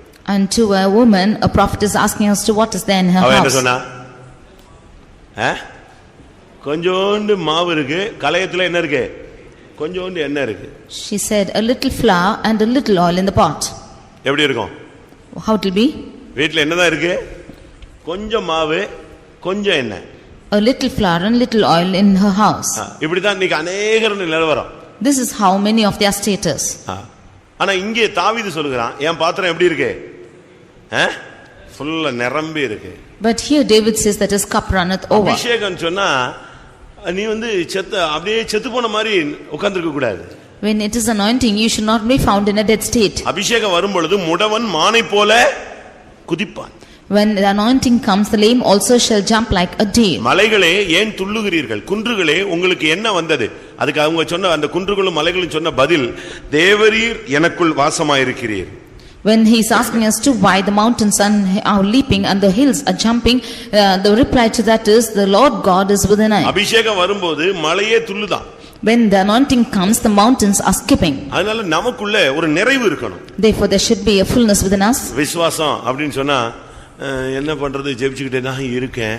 When is saying about faith, what to do? We are keeping on praying. அப்படினு சொன்னா விசுவாசம் எங்க தான் இருக்கு? தர தட்டிக்கிட்டு இருக்கு. If it is so that the faith is on the landscape, நீங்க என்ன சொல்லணும்? what should you say? நான் விசுவாசிக்கிறவர் இன்னார் என்று அறிவேன். I know whom I have believed. அதுதான் நம்முடைய விசுவாசம். That is our faith. நமக்குள்ள அந்த இல்லாமை இயலாமை வரக்கூடாது. இல்லாமை வந்துச்சுன்னா உள்ளவனுக்கு கொடுக்கப்படும், இல்லாதவனுக்கு உள்ளதும் எடுத்துக்கொள்ளப்படும். When you should say no, you do not have, then the person who is having nothing and everything will be taken away from him, and to him he has, the Lord adds full. அபிஷேகத்துல நீ நிரம்பி வழியணும், விசுவாசத்துல நிரம்பி வழியணும், பரிசுத்தத்துல நிரம்பி வழியணும், கிறிஸ்துவின் அன்புல நிரம்பி வழியணும். பவுல் சொல்றார்ல, கிறிஸ்துவின் அன்பு எனக்குள் நெருக்கி ஏவுகிறது. You should overflow in anointing, you should overflow in the faith, in the love of Christ and the holiness, and as the Saint Paul is saying, the love of Christ is constraining me. அபிஷேகம் வந்துட்ட பிறகு வெட்கப்படக்கூடாது, style பண்ணக்கூடாது. When the anointing comes, you should not be ashamed and be confounded. நீ உன்னுடையவன் அல்ல, for ye are not your own, நீ கிரயத்துக் கொள்ளப்பட்டவன். ye are brought with a price. பரிசுத்தாவினுடைய ஆலயம், நீங்கள் உங்களுடையவர்கள் அல்ல என்று அறியீர்களா? Ye are the temple of God, and know ye not that ye are not yourselves. இல்லனா ரூமை பூட்டிக்கிட்டு நல்ல ஆவியில நிரம்புங்க. Close your door and you get filled in the spirit. உங்களுக்கு இங்க நிரம்பறதுக்கு வெட்கப்பட்டா அந்தரங்கத்துல போய் என்ன செய்ய? உன் அறை விட்டு பூட்டு அந்தரங்கத்துல கூப்பிடு, அபிஷேகத்துல நிரம்பி ஆடி பாடு. If you are ashamed to get filled here, then go to your houses, lock your doors, and you get filled in the spirit and sing and dance. நீ சொல்லணும், என் பாத்திரம் எப்படி இருக்கு? காலையில கேக்குறாரு, உன் பாத்திரம் எப்படி இருக்கிறது? உடனே அப்படி சொல்லக்கூடாது. என்ன சொல்லணும்? நைட்டு கேக்குறாரு, எப்ப கேட்டாலும் உன் பாத்திரம் எப்படி செய்யணும்? நிரம்பி வழியணும். At morning or night, whenever he asks us to how much is your vessel, then you should not just look over and say this little, but your cup should run over. இதுதான் தெய்வீகமான பாத்திரங்களுடைய தன்மைகள். This is the attitude of a divine vessel. தெரிந்து கொண்ட பாத்திரம், a chosen vessel, பரிசுத்தமான பாத்திரங்கள், a holy vessel, பொற்பாத்திரங்கள், golden pot, கனத்துக்குரிய பாத்திரங்கள், honorable vessel, நிரம்பி வழிகிற பாத்திரங்கள், and cup that runneth over. இந்த நிலவரம் நம்ம சபையில இருந்துச்சுன்னா நாசரேத்து எங்கேயோ போய்டும். If this state is found in our church, Nazareth goes somewhere. New நாசரேத்னு வச்சிரலாம். New Nazareth, we can call it as new Nazareth. அப்படி ஒரு தன்மை நமக்குள்ள வந்துரும். That attitude will come into us. ஆனா நம்மில் அநேகருடைய நிலவரம் எப்படி? But how is the state of many of us? Jeremiah 14, Jeremiah chapter 16, 14 chapter 14, 3 வசனம், verse 3. அவர்களில் பிரபலமானவர்கள் தங்கள் சிறுவர்களை தண்ணீருக்கு அனுப்புகிறார்கள். இவர்கள் பள்ளங்களுக்கு போய் தண்ணீரை காணாமல் வெறும் பாத்திரங்களோட திரும்பி வருகிறார்கள். வெட்கி நாணி தங்களை தலையை மூடிக்கொள்கிறார்கள். அவர்கள் தண்ணீரை காணாமல் என்ன பாத்திரத்தோட வர்றாங்க? நிரம்பி வெளியேற பாத்திரங்கள் அல்ல. என்ன பாத்திரம்? வெறும் பாத்திரம். They found no water, and not with overflowing vessels, but with empty vessels. எத்தனை பிரசங்கத்தை கேட்டுட்டும் நீ ஏன் வெறும் பாத்திரமா திரும்பி போற? After hearing so many messages, why are you returning back to this empty vessel? எத்தனை வாக்குத்தத்தங்களை படிச்சிட்டும் ஏன் நீ வெறும் பாத்திரமாய் திரும்பி போகிறாய்? After reading so many promises, why are you going back empty? எத்தனை உபதேசங்களை கேட்டும் ஏன் இன்னும் நீ வெறும் பாத்திரமா இருக்கிறாய்? After hearing so much of doctrines, why are you still as empty vessel? எத்தனை மணி நேரம் ஜெபிச்சிட்டும் கடைசில நீ ஏன் வெறும் பாத்திரமா திரும்பி போகிறாய்? After praying for hours together, why are you returning back as empty vessel? இவர்கள் பள்ளங்களுக்கு போய் தண்ணீரை காணாமல் வெறும் பாத்திரங்களோடு திரும்பி வருகிறார்கள். வெக்கி நாணி தங்கள் தலையை மூடிக்கொள்கிறார்கள். They came to the pits and found no water. They returned with their vessels empty. They were ashamed and confounded, covered their heads. நீங்க எல்லாம் வெறும் பாத்திரங்களாக போயிடக்கூடாது. You should not be as empty vessels. இத்தனை வருஷம் ஓடிட்டு கடைசில உன் பாத்திரத்தின் நிலவரம் என்ன? Empty. After running for so many years, the state of your vessel is empty. அப்படி எத்தனை பாத்திரங்கள் இருக்கு? How many vessels are found like this? கர்த்தர் பேசினாரா? இல்ல. Did the Lord speak to you? No. ஏதாவது ஆலோசனை கிடைச்சதா? இல்ல. Did you receive any counsel? No. ஏதாவது தரிசனம் கிடைச்சதா? Did you find any vision? இல்ல. No. சொப்பனம் கிடைச்சதா? Had you any dream? இல்ல. No. அபிஷேகம் கிடைச்சதா? Did you receive the anointing? இல்ல. No. இல்ல இல்ல இல்ல இது ஒரு ரைம்ஸ் மாதிரி பாடிட்டே இருந்தா என்ன பிரயோஜனம்? If you- அப்ப உன்னுடைய பாத்திரம் என்னைக்கு நிரம்ப போகிறது? இன்னும் நீ வெறும் பாத்திரமாகவே நீ திரும்பி போகிறாயா? If you keep on saying no to your answers, then when will your vessel be filled? Will you still be empty? ஒரு தீர்க்கதரிசி கடன் வாங்கி விட்டு செத்து போய் விட்டான். A prophet got debts and died. அவனுடைய மனைவியையும் பிள்ளைகளையும் கடன் கொடுத்தவன் வந்து நெருக்கினான். And the debtors came and constrained both his wife and children. ஒரு கட்டத்துல அந்த ரெண்டு பிள்ளைகளையும் அடிமைகளா எனக்கு தான் கேட்டான். And at one instant he came and asked his sons to give as a slave. அவ கொஞ்சம் டைம் கேட்டுட்டு தீர்க்கதரிசிட்ட ஓடினாள். She asked for time and went to the prophet. அப்ப அவன் கேட்டான், Then he asked, நான் இப்ப என்ன செய்யணும்னு நினைக்கிறேன்? What do you think I should do? சரி உன்னிடத்துல என்ன இருக்கிறதுன்னு கேட்டான். Then he asked, What do you have with you? அவட்ட என்ன இருந்துச்சு? What was there with her? அவட்ட என்ன இருந்தது? ஒரு குடம் எண்ணெய் இருந்தது. She had a pot full of oil. தீர்க்கதரிசி சொன்னா நீ வீட்டுக்கு போ. And the prophet said, Go to your வெறும் house. பாத்திரங்கள் எல்லாம் வாங்கு. Get empty vessels. பக்கத்து வீடு எங்கெங்கெல்லாம் வெறும் பாத்திரம் இருக்கோ எல்லா வெறும் பாத்திரத்தை என்ன செய்ய? வாங்கு. Wherever there are empty vessels around by your neighbors, get இந்த them. எண்ணெயை ஃபில் பண்ணிட்டே இரு. And fill this oil in இதுல oil. என்ன விளங்கிக் கொள்கிறோம்? What do we understand from this? அந்த தீர்க்கதரிசியின் வீட்டிலும் வெறும் பாத்திரங்கள் உண்டு. அந்த தீர்க்கதரிசியில பக்கத்து வீட்ல இருக்கிறவங்கள்ட்ட என்ன உண்டு? வெறும் பாத்திரங்கள் தான் அதிகம் இருந்தது. In that house of the prophet and the neighbors also had only empty vessels. தீர்க்கதரிசியுடைய வீட்ல பக்கத்து வீட்ல இருந்தவன் யாரு? Who was in the neighborhood of that prophet? சொல்லுங்க. தீர்க்கதரிசிகளின் புத்திரருங்கிறது ஒரு கூட்டம். The sons of the prophets are a group. அவங்க எல்லாரும் ஒரே குரூப்பா தான் இருப்பாங்க. They will be found in a group. அப்ப பக்கத்துல இருந்தவனு தீர்க்கதரிசிகளின் புத்திரன் தான். அவங்க வீட்லயும் பாத்திரங்கள் எப்படி தான் கிடக்கு? ஊருக்கு மட்டும் தீர்க்கதரிசனம். ஆனா இங்கே பாத்திரம் கேட்டா empty. The neighbors are also sons of the prophets. They are prophesying for the whole of the people of the town, but their vessels are all empty. கடைசில என்ன நடந்தது? Finally what happened? இரக்கமுள்ள தேவன் என்ன பண்ணார்? இந்த எம்டிஸ்லாம் ஃபில் பண்ண ஆரம்பிச்சார். The merciful God wanted to fill these empty vessels. இவங்க வீட்ல இல்ல எல்லா பாத்திரத்தையும் வாங்கிட்டு வந்து வீட்ல வை, ஊத்துனா நினைஞ்சிட்டே இருக்கும், நிரம்பிக் கொண்டே இருக்கும். You bring all the empty vessels and keep in your house, and when you pour out it will get filled. கர்த்தர் உன்னை நிரப்புகிற ஒரு வாழ்க்கை இருக்கிறது. There's a life where the Lord fills you. அந்த வாழ்க்கைக்கு நீங்கள் உங்களை சமர்ப்பிக்க வேண்டியது அவசியம். For that life you should surrender yourselves. அந்த பெண் போய் தீர்க்கதரிசனத்தை கேட்ட பொழுது அந்த ஒரு குடம் எண்ணெயை வச்சு அநேக வெறும் பாத்திரங்களை கர்த்தர் நிரப்பினார். When that widow went and asked that prophet, with that one pot of oil the Lord filled many pots. இதுல இருந்து என்ன விளங்கிக் கொள்கிறோம்? What do we understand from this? ஒன்று வெறும் பாத்திரங்கள் இருக்கிறது. One thing, there are empty vessels. நிரம்பி வழிகிற பாத்திரத்தை வைத்து அநேக பாத்திரங்களை என்ன செய்ய முடியும்? நிரப்ப முடியும். With the overflowing vessels the Lord can fill many empty நீ ஒரு vessels. நிரம்பி வழிகிற இல்லாவிட்டால் ஒரு நிறைவான பாத்திரமாக நீ இருந்தா ஓ மூலமா அநேகரை கர்த்தர் நிரப்புவார். If you be an overflowing vessel, then through you the Lord can fill many other vessels. நீங்க வெறும் பாத்திரமா இனிமேல் இருக்க கூடாது. You should not be found as empty vessels anymore. இரண்டாவதாக Secondly, யோவான் எழுதின சுவிசேஷம். John the Gospel. நான் முதலாவது நல்ல பாத்திரங்களை சொன்னேன், அடுத்து பாதிக்கப்பட்ட பாத்திரங்களை சொல்லிட்டு வர்றேன். Firstly, I told of the good vessels and the vessels that are affected. அதுல முதல் இது வெறும் பாத்திரம். And of it first is empty vessel. இரண்டாவதாக Secondly, யோவான் John 19 அதிகாரம் chapter 19 29 வசனம். verse 29. காடி நிறைந்த பாத்திரம் அங்கே வைக்கப்பட்டிருந்தது. காடி நிறைந்த பாத்திரம் அங்கே வைக்கப்பட்டிருந்தது. Vessel full of vinegar was kept there. அந்த பாத்திரம் ஃபுல்லா எது நிரம்பி இருந்துச்சு?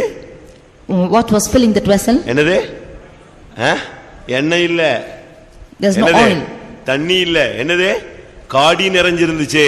There is neither oil nor water but full of vinegar. Vinegar, அந்த காடினா என்ன?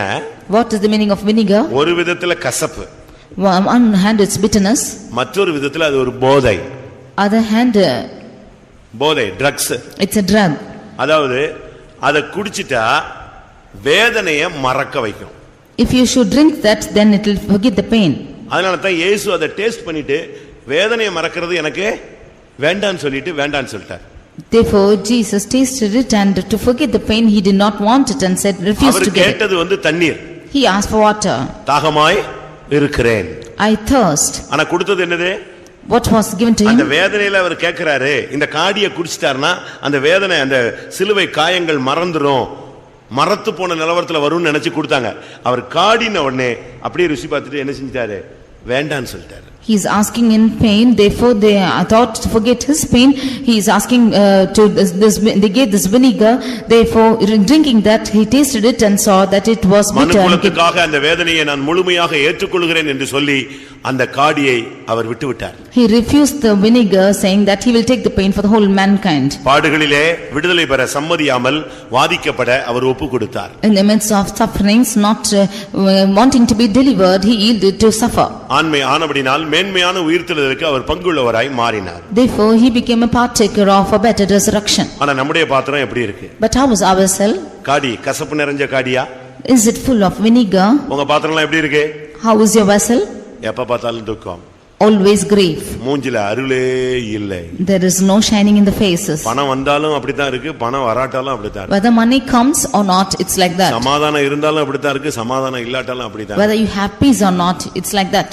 நல்ல ஆவியில் நிறைஞ்சாலும் முகம் அப்படித்தான் இருக்கு, நல்ல ஆவியில் நிரம்பாட்டாலும் அப்படித்தான் இருக்கு. When you get goodly filled in the spirit, your face is like that. Even without filling, you are like that. சூரியனுக்கு அடுத்து கொண்டு போய் நிப்பாட்டினா கூட இருள் அடைஞ்சு தான் இருக்கு. Even if you have to be placed near the sun, it will be darkened. உள்ள இருதயத்தின் நிலவரம் தான், அகத்தின் அழகு எங்க தெரியுது?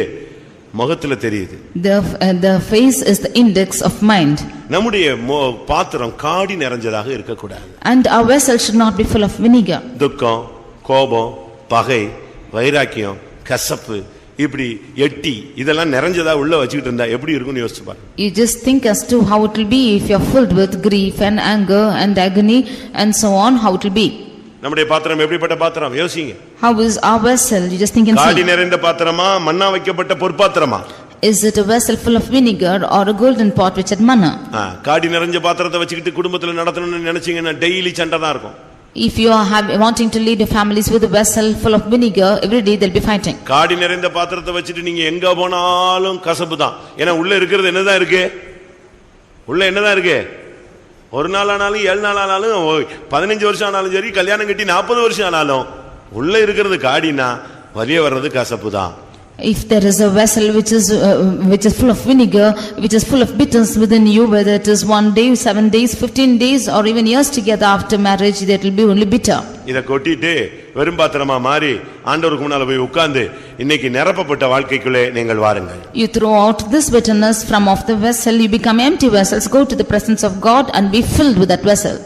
சங்கீதம் 31:12. Psalm 31 verse 12. சங்கீதம் 31:12. செத்தவனைப் போல எல்லாராலும் முழுவதும் மறக்கப்பட்டேன், உடைந்த பாத்திரத்தை போல் ஆனேன். இங்கே இந்த பாத்திரம் உடைஞ்சு போயிடுச்சு. Here this vessel is broken. அவன் சொல்றான், நான் உடைந்த பாத்திரம் போல மாறிவிட்டேன். He is telling the time like a broken vessel. இதுல ஊத்துனாலும் பிரச்சனை. Even if you pour in this vessel, it's problem. எது ஊத்துனாலும் என்னதான்? பாத்திரம் நெஞ்சிருச்சே, அவுட், அது உடைஞ்சு போச்சு. இனி அதுக்குள்ள என்னத்த ஊத்துனாலும், என்ன அபிஷேகத்துல டம்மு டம்மு டம்மு டம்முன்னு குதிச்சாலும் 1/2 மணி நேரம் கழிச்சு பார்த்தா வண்டி என்ஜின் ஆஃப்ல, ஒண்ணுமே இருக்காது. ஏன்னா அங்க பாத்திரம் என்னது? உடைஞ்சது. என் ஜனங்கள் 2 விதமான தீமைகளை தெரிந்து கொண்டார்கள். ஒன்று, வெடிப்புள்ள தொட்டியை தெரிந்து கொண்டார்கள். 2வது, என்னை மறந்து விட்டார்கள். We see that the vessel is broken, and how much ever they get filled in the spirit, how much it is poured over, and it will be nothing after half an hour, because the people have chosen 2 evil things. The one is they have the broken vessel, and secondly they have forgotten me. ஒரு சிலர்லாம் உடைஞ்ச பாத்திரங்கள், ஒரு சிலர்லாம் இந்த லேசா தொட்டா போதும், அவ்வளவுதான் டபக்குன்னு உடைஞ்சு போயிடும். Some of them, if you just touch them lightly, it will be broken. ஒரு சின்ன யாராவது ஏய்னா போதும், டபால்னு உடைஞ்சு போயிடும். If anybody says just hard words like that, then you will be broken. உடைஞ்சு போன பாத்திரங்கள் இருக்கா? Do you have broken vessels? உடைஞ்சு போன பாத்திரங்கள் இருக்கா? Are there broken vessels? நீங்களே உடைக்கிறது ஒன்னு இருக்கு, தேவன் உடைக்கிறது ஒன்னு இருக்கு. You yourself are breaking yourselves, but there is a period where God is breaking. உனக்குள்ள பெருமை இருந்தா தேவன் உன்னை உடைச்சு நொறுக்குவாரு. If you have pride within you, then the Lord will break you. இல்லாவிட்டா சூழ்நிலைகள்ல நீயே உடைவாய். Or in the midst of situations, you yourself will be broken. யாராவது அப்படியே உடைந்த பாத்திரம்னு தாவீது போல அறிக்கையிடுறீங்களா? Are you anybody confessing that you are a broken vessel? ஏன் உடையணும்? Why should you be broken? நல்ல ஸ்ட்ராங்கா இரு. You be strong. என்ன வந்தாலும் கிறிஸ்துவுக்காக நில்லு. Stand for Christ, anything comes. சின்னதுல டொக்குன்னு உடைஞ்சிர கூடாது. For small things you should not be broken. சில கப்ப கொஞ்சம் தூக்கி வச்சிட்டா போதும், டப்புன்னு வச்சா போதும், ரெண்டா உடைஞ்சிரும். Some cups, if it is just raised up and kept, it will be broken. அதே மாதிரி தான் சில மனைவிமார், சில புருஷன்மார். That's how some husbands and wives. அதே மாதிரி தான் சில பிள்ளைகள், வாலிப பையங்க பிள்ளைங்க. That's how youths, boys and girls. அதே மாதிரி தான் சில ஊழியக்காரங்க, சில விசுவாசிகள். That's how some servants of God and believers. அவங்கள ரொம்ப ஹார்டா ட்ரை பண்ணிலாம் உடைக்க வேண்டாம். There's no need to break them in a hard manner. சும்மா லேசா பார்த்தாலே உடைஞ்சு போயிடும். Just if you look at them, they will be broken. நீங்க எப்படி இருக்கீங்க? How are you found? எரேமியா 48:38ல பார்க்கும் பொழுது, Jeremiah 48 verse 38. அங்க ஆண்டவர் மோவாபை நொறுக்கிட்டார். We see that the Lord is breaking Moab. மோவாபின் சகல வீடுகளின் மேலும் அதன் தெருக்களிலேயும் ஏக புலம்பல் உண்டாகும். ஒருவரும் விரும்பப்படாத பாத்திரம் போல மோவாபை உடைத்து போட்டேன் என்று கர்த்தர் சொல்கிறார். கர்த்தரை அங்க உடைச்சார். The Lord did break him. காரணம் என்ன? What's the reason? காரணம் என்ன? What is the reason for it? 29ஆம் வசனத்துல, Verse 29. அவன் மெத்த பெருமைக்காரன். He was proud. 30ஆம் வசனத்துல, அவன் வீம்பு செல்லாது. In verse 30, his lies will not be affected. நாம ரொம்ப பெருமையா இருந்தா கர்த்தர் உடைச்சிடுவார். If we be too haughty, then the Lord will break us. வீம்பு பண்ணனும்னா உடைச்சிடுவார். If we be doing anything wrong, then the Lord will break us. மோவாபுங்கிறது தவறான ஒரு பாவ வாழ்க்கை. Moab is a wrong life. லோத்துக்கும் லோத்தின் மனைவி மகளுக்கும் பிறந்த பிள்ளைகள் தான் மோவாபியர். The Moabites are the ones born to Lot and his daughter. தாறுமாறா நம்ம போகும்போது கர்த்தர் உடைச்சிடுவார். When we go traverse, the Lord will break us. பெருமை பாராட்டினா உடைச்சிடுவார். If we boast about proud things, the Lord break us. ஆண்டவர்ட்ட போய் வீம்பு பண்ணா செல்லாது. If we go do wrong to the Lord, then it will not be coming to effect. ஆனா சங்கீதக்காரன் சொல்றான், நான் சூழ்நிலையில உடைஞ்சு போன ஒரு ஆளு. But the psalmist says that through situations I am broken. சூழ்நிலையில உடைஞ்சிருந்தாலும் சரி, இல்லாவிட்டா கர்த்தர் உடைக்கிற அளவுல நீ தரங்கட்டு போயிருந்தாலும் சரி, இன்னைக்கு நீ சரிபட வேண்டியது அவசியம். Whether you are broken in the midst of situations or broken by the Lord, you have to rectify yourself today. ஒன்றை நீங்கள் புரிந்து கொள்ள வேண்டும். One thing you should understand. ஆண்டவருடைய கரத்துல நீ மறுபடி விழ வேண்டிய ஒரு நேரம் இதுதான். This is the time when you should fall into the hands of God back again. உடைஞ்சு போன பாத்திரமா சபைக்குள்ள இருந்தீனா ஒரு லிமிட் வரைக்கும் வச்சிருப்பாங்க. அதுக்கு பிறகு என்ன செய்யும்? வீட்ல எல்லாம் உடைஞ்சு போன பாத்திரத்தெல்லாம் பத்திரமா வச்சிருப்பாங்க. என்னைக்காவது எவனாவது வருவான், டக்குன்னு இது எங்க போயிடும்? பழைய பித்தளைக்கும் போயிடும், பழைய அலுமினியத்துக்கும் போயிடும், பழைய இரும்புக்கும் போய்விடும். If you see about the broken vessels which are in a house, that will be kept for some time, and after that it will go into the old stocks. That's how they will do it. இல்லனா யூஸ்லெஸ்ஸா இந்த சபைக்குள்ளேயே கிடப்ப. Or you will be useless in the church. உடைஞ்சு போன பாத்திரங்கள் சபைக்குள்ளே இருந்து என்ன பயன்? What is the use of broken vessels in the church? அதனால இன்றைக்கு நீ செய்ய வேண்டியது என்ன? Therefore, what is the thing that you have to do today? எரேமியா 18:4 படி, according to Jeremiah 18:4, ஆண்டவருடைய கரத்துல மறுபடி உன்னை ஒப்புக்கொடு. You yield yourselves into the hands of God back உன்னை again. மறுபடி அவர் உருவாக்கட்டும். Let him form you again. குயவன் வளைந்து கொண்டிருந்த மண்பாண்டம் அவன் கையிலே கெட்டு போயிற்று. அப்பொழுது அதை திருத்தமாய் செய்யும்படிக்கு தன் பார்வைக்கு சரியாய் கண்டபடி குயவன் அதை திரும்ப வேறே பாண்டமாக வனைத்தான். அங்க வேதம் என்ன சொல்லுகிறது? What does the word of God say there? அது அவன் கையிலே கெட்டு போயிற்று. It was spoiled in his hands. ஆனா என்ன செஞ்சான்? But what did he do? அவன் திருத்தமாய் மறுபடியும் செய்தான். He made it again another vessel. பார்வைக்கு சரியாய் செய்தான். And seemed good in his sight. அதனால உடைஞ்சு போன உன் வாழ்க்கையை கர்த்தருடைய கையில நீ கொடுத்தீனா அவர் திரும்ப ரீமேக் பண்ணுவாரு. Therefore the life which is broken, if you give it to the hands of the Lord, he will again remake you. ஆண்டவருடைய சித்தத்துக்கு உன்னை ஒருபடி உடைச்ச அவர் கையில ஒப்பு கொடுத்தீனா உருவாக்கவும் அவரால் முடியும். If you break yourself and give into the hands of God to do his will, he can break you and form you again. கர்த்தருடைய பரிசுத்த நாமத்துக்கு மகிமை உண்டாவதாக. Glory be to the holy name of the Lord. கடைசியாக Finally, நான் நல்ல பாத்திரம் 4 சொல்லிருப்பேன், கெட்ட பாத்திரம் 4 சொல்லிருப்பேன். I have told of good 4 vessels and evil 4 vessels. ஒன்றை தெரிந்து கொண்ட பாத்திரம், பரிசுத்த பாத்திரம், மன்னா வைக்கப்பட்ட பொற்பாத்திரம், கனத்துக்குரிய பாத்திரம், அடுத்து 5 நிரம்பி வழிகிற பாத்திரம். And there are 5 vessels which are said. That one is தெரிந்து கொண்ட பாத்திரம், the chosen vessel, பரிசுத்தமாக்கப்பட்ட பாத்திரம், and the holy vessel, பொற்பாத்திரம், golden pot, கனத்துக்குரிய பாத்திரம், honorable vessel, நிரம்பி வழிகிற பாத்திரம். and the vessel which is overflowing. அடுத்து பாதிக்கப்பட்ட நிலவரங்கள், And nextly vessels which are affected, வெறும் பாத்திரங்கள். empty vessels, இரண்டாவது காடி நிறைந்த பாத்திரங்கள். and vessel full of vinegar. மூன்றாவது உடைந்த பாத்திரங்கள். Thirdly broken vessels. நான்காவது கனவீனமான பாத்திரம். Fourthly, dishonorable vessels. 2 தீமோத்தேயு 2:20 கனவீனத்துக்குரிய பாத்திரம் சொல்லிருக்கு. 2 Timothy 2:20 we see of dishonorable vessels. அது சபைக்குள்ளே இருந்தே யூஸ்லெஸ், அதாவது பிரயோஜனமற்ற, அப்படியே எல்லாரும் ஒதுக்கி தள்ளுகிற ஒரு வாழ்க்கை. Those are the lives which are in the church and being set out by all. அங்க இருக்க கனத்துக்குரியவைகளும் கனவீனத்துக்குரியவைகளும் அப்படின்னு சொல்லிருக்கு. We see of them which are to honor and some to dishonor.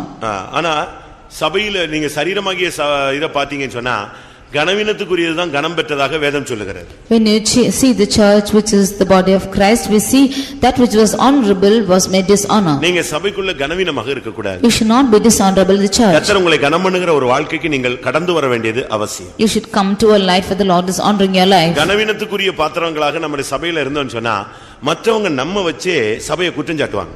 If you be the ones who are dishonorable in the church, then the others will accuse us keeping ourselves. சபையில ஒரு ஆள் கனவீனமா இருந்தான்னா அவனை வச்சு சத்திய மார்க்கம் தூஷிக்கப்படும். If there is someone dishonorable in the church, because of him this path of truth will be accused. உங்க சபைக்கு வர ஆள் இப்படி செஞ்சான், The person who is coming to your church did like உங்க this. சபையில உள்ள ஆள் இப்படி பேசினா, The one who in your church spoke like இப்ப this. கனவீனமா நீ இருந்த சபைக்குள்ள இருந்தீனா உன் நிமித்தம் ஆண்டவருடைய நாமமும் தூஷிக்கப்படும், சத்திய மார்க்கமும் தூஷிக்கப்படும். If you are found dishonorable in the church, then because of you the name of God will be accused, and also the truth path also will be accused. இது நாலாவது பாத்திரம். This is the fourth vessel. ஐந்தாவது Fifthly, விரும்பப்படாத பாத்திரம். the vessel which is not liked. நாம் விரும்பப்படாத பாத்திரமாக போய்விடக் கூடாது. We should not be the vessel which is not pleased. கர்த்தர் நம்ம நேசித்து தான் இந்த சபைக்குள்ள கொண்டு வந்தார். The Lord loving us brought us into this church. ஏசாவை வெறுத்தேன், யாக்கோபை நேசித்தேன். I hated Esau but loved Jacob. நம்ம எல்லாம் நேசித்து தான் கர்த்தர் கொண்டு வந்திருக்கிறார். The Lord has loved us and brought us ஆனா here. கர்த்தர் நம்மள வெறுக்கிற லெவல்ல நம்ம வந்தற கூடாது. But we should not come to a state where the Lord hates us. சவுலை நீங்கள் வேதத்திலே பார்த்தால், when you consider Saul in the word of God, பழைய ஏற்பாட்டு சவுலை, the Old Testament Saul, அவனை தேடி அழகாக கொண்டு வந்து ராஜாவா மாத்தினார். the Lord sought for him and made him a king. ஆனா ஒரு லிமிட்டுக்கு பிறகு அவர் சொன்னாரு, அவனை நான் கொண்டு வந்ததுக்காக நான் என்ன செய்றேன், ரொம்ப வேதனைப்படுறேன்னு சொன்னார். But after a certain limit the Lord said that I am grieved for bringing him. அதுபோல like this மனிதனை நல்லா உண்டாக்குனாரு. the Lord made man beautifully. அவன் தடுமாறின பொழுது அது அவருக்கு பயங்கர வேதனையா இருந்தது. when he stumbled it was grievance to him. ஆதியாகமம் 6ஆம் அதிகாரத்துல பார்க்கும் பொழுது, Genesis chapter 6 6ஆம் வசனத்துல, verse 6, மனுஷனை உண்டாக்குனதற்காக கர்த்தர் மிகவும் மனஸ்தாபப்பட்டார், அது அவர் இருதயத்துக்கு व्यसनமாய் இருந்தது. It repented the Lord that he made man on the earth and grieved him at his heart. அதுபோல முதலாம் சாமுவேல்ல பார்க்கும் பொழுது, like this when you see in 1 Samuel 16ஆம் வசனத்துல, 16ஆம் அதிகாரத்துல chapter 16 முதலாம் வசனத்துல, verse 1, இஸ்ரவேலின் மேல் ராஜாவாயிராதபடி நான் புறக்கணித்து தள்ளின சவுலுக்காக நீ எந்த மட்டும் துக்கித்துக் கொண்டிருப்பாய்? how long do thou mourn for Saul, seeing that I have rejected him from reigning over Israel? அவனை குறித்து இன்னொரு இடத்துல பேசும் பொழுது, about him when he speaks in another place, அவனுக்கு நிமித்தம் கர்த்தர் மிகவும் விசனப்பட்டார்னு இருக்கு. it says that the Lord is grieved concerning him. சவுலை ராஜாவாக்கினதுக்காக கர்த்தர் விசனப்பட்டாராம். The Lord is grieved for making Saul as king. நாம அப்படிப்பட்ட ஒரு நிலவரத்துக்குள்ள வரவே கூடாது. We should not come to such a state. எந்த சூழ்நிலையிலும் நாம அந்த நிலவரத்துக்கு தள்ளப்படக்கூடாது. We should not be cast into any state கர்த்தர் like நம்ம this. நேசித்து கொண்டு வந்திருக்கிறார். ஆனா சபையில நம்ம பண்ற சேட்டைகள் எல்லாம் பார்த்துட்டு ஆண்டவர் நம்மள வெறுத்துற கூடாது. விரும்பப்படாத ஒரு பாத்திரமா கொண்டு வந்திர கூடாது. The Lord has loved us and brought into the church, but looking at our situations, the Lord should not count as a vessel which is not pleasing to him. எரேமியா 48:38 அந்த வார்த்தை மறுபடியும் நாம பார்க்க முடியும். Jeremiah 48:38 we can see this word. மோவாபின் சகல வீடுகளின் மேலும் அதன் தெருக்களிலேயும் ஏக புலம்பல் உண்டாகும், ஒருவரும் விரும்பப்படாத பாத்திரம் போல. ஒருவரும் விரும்பப்படாத பாத்திரம். A vessel when in no pleasure. சில ராஜாக்களை குறித்து நீங்க பைபிள்ல படிச்சீங்கன்னா, about some kings when you see in the word of God, அவங்க சாகும்போது அவங்க யாருமே அவங்கள விரும்பவில்லை. when they had died nobody liked them. ஒரு சில பெற்றோர்கள் சாகும்போது பிள்ளைகளுக்கு அந்த சாவட்டும் அப்படினு சொல்றாங்க. some parents when they are dying, children say let them die. சில புருஷன்மார் மரிக்கும்போது, சில மனைவி மரிக்கும்போது, சில பிள்ளைகள் மரிக்கும்போது பெற்றோர்கள் புருஷன் மனைவி எல்லாம் சொல்றாங்க, சாவட்டையா விடு, எப்பமோ சாக வேண்டியது அப்படினு சொல்றாங்க. அவ்வளவு அவங்க மேல என்னது வெறுப்பு. some husbands or wives or children when they are dying they say let them die, to that extent they have a hatred towards them.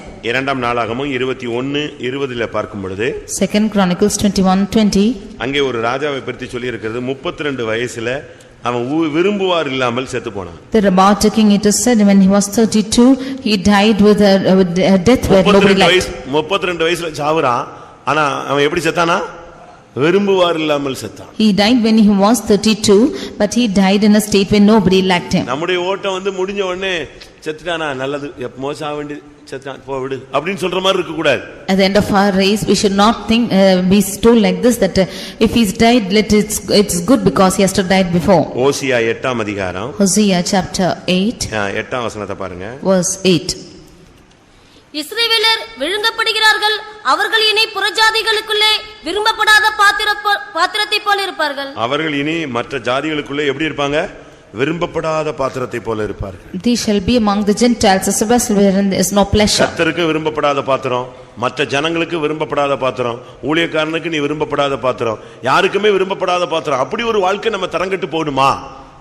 Should our life go to a state where the Lord is not having pleasure in us and where our life is not having a pleasure in the church, in the midst of the people or the others too? Should our life go without pleasure? எரேமியா 22ஆம் அதிகாரம் Jeremiah chapter 22 28ஆம் வசனத்துல பார்க்கும் பொழுது verse 28. கோனியா என்கிற அந்த மனுஷன் அவமதிக்கப்பட்ட உடைந்த சிலையோ ஒருவரும் விரும்பாத பாத்திரமோ அவனும் அவன் சந்ததியும் தள்ளுண்டதும் தாங்கள் அறியாத தேசத்திலே துரத்திவிடப்பட்டதும் ஏது? கோனியா என்கிற மனுஷனை பற்றி சொல்லியிருக்கு, ஒருவரும் விரும்பாத பாத்திரமோ. About a man called Konia, he is a vessel wherein there is no pleasure. ஆனா அவன் ஒரு காலத்துல எப்படி இருந்தா தெரியுமா? But do you know how his beginning was? கோனியாங்கிறது அது ஒரு சப்ஜெக்ட் ஒரு நாள் பேசுறேன் டைம் இருந்தா. There is a subject called Konia. If this time permitted, I'll do it. அவன் எப்படி இருந்தவன் எப்படி மாறிட்டான்னு யோசிச்சு பாருங்க. He was in a good state, how he's turned. அதுக்கு ஒரே ஒரு சாம்பிள் சொல்றேன். எரேமியா 22:24. Jeremiah 22:24. யூதாவின் ராஜாவாகிய யோயாக்கீமின் குமாரன் கோனியா என் வலது கையில் முத்திரை மோதிரமாய் இருந்தாலும் அதிலிருந்து உன்னை கலற்றி எறிந்து போடுவேன் என்று. அவன் எப்படி இருந்தானா? How was he found? அவனுடைய ஸ்டார்டிங் ஸ்டேஜ் என்ன? How was his beginning? ஆண்டவருடைய வலது கையின் முத்திரை மோதிரம். He was the signet upon his right hand of God. ஆவியிலே ஆரம்பம் பண்ணின ஒரு வாழ்வு. A life which is beginning with the spirit. ஆனா முடியும் போது அவனை பத்தி பைபிள் என்ன சொல்லுது? எப்படி மாறிட்டான்? விரும்பப்படாத பாத்திரமா போய்ட்டான். But about his end, the word of God says that he is a vessel where there is no pleasure. இப்படி ஒரு ஓட்டம் நம்முடைய யாருடைய வாழ்க்கையில வந்து முடிய கூடாது. Such an end should not come into any of your lives like this. முடியும் போது நம்முடைய ஓட்டம் ஜெயமா முடியணும். எல்லாரும் வெறுத்து ஒதுக்கி நிர்பந்தமான நிலவரத்தில் நீ முடிவை சந்திக்க கூடாது. When our race is getting over, then we should be finishing our life which is liked by all, not be having pleasure. நீ எப்படிப்பட்ட பாத்திரம்? What a vessel are you? உன் நிலவரம் என்ன? What's your state? அப்படியே கண்களை மூடுவோம். Let us all yield ourselves to the Lord. கண்களை மூடுவோம். Let us close our eyes. கர்த்தருடைய சமூகத்தில் நம்மை தாழ்த்தி ஒப்பு கொடுப்போம். Let us surrender ourselves in the presence of God. வேத வசனம் கொஞ்ச நேரம் நமக்குள்ளே ஆளுகை செய்ய இடம் கொடுப்போம். Let us give room for the word of God to reign within us. அந்த வசனத்தின் சக்தி உள்ளுக்குள்ளே பாய்ந்து வரட்டும். The power of this word, let it come into our hearts. கர்த்தருடைய வார்த்தை உன் இரண்டு காதுகளிலும் தொனித்து உன் இருதயத்திலே போய் உன்னுடைய ஆவி ஆத்துமா சரீரத்திலே உன்னை சர்ப்பிடுத்தட்டும்.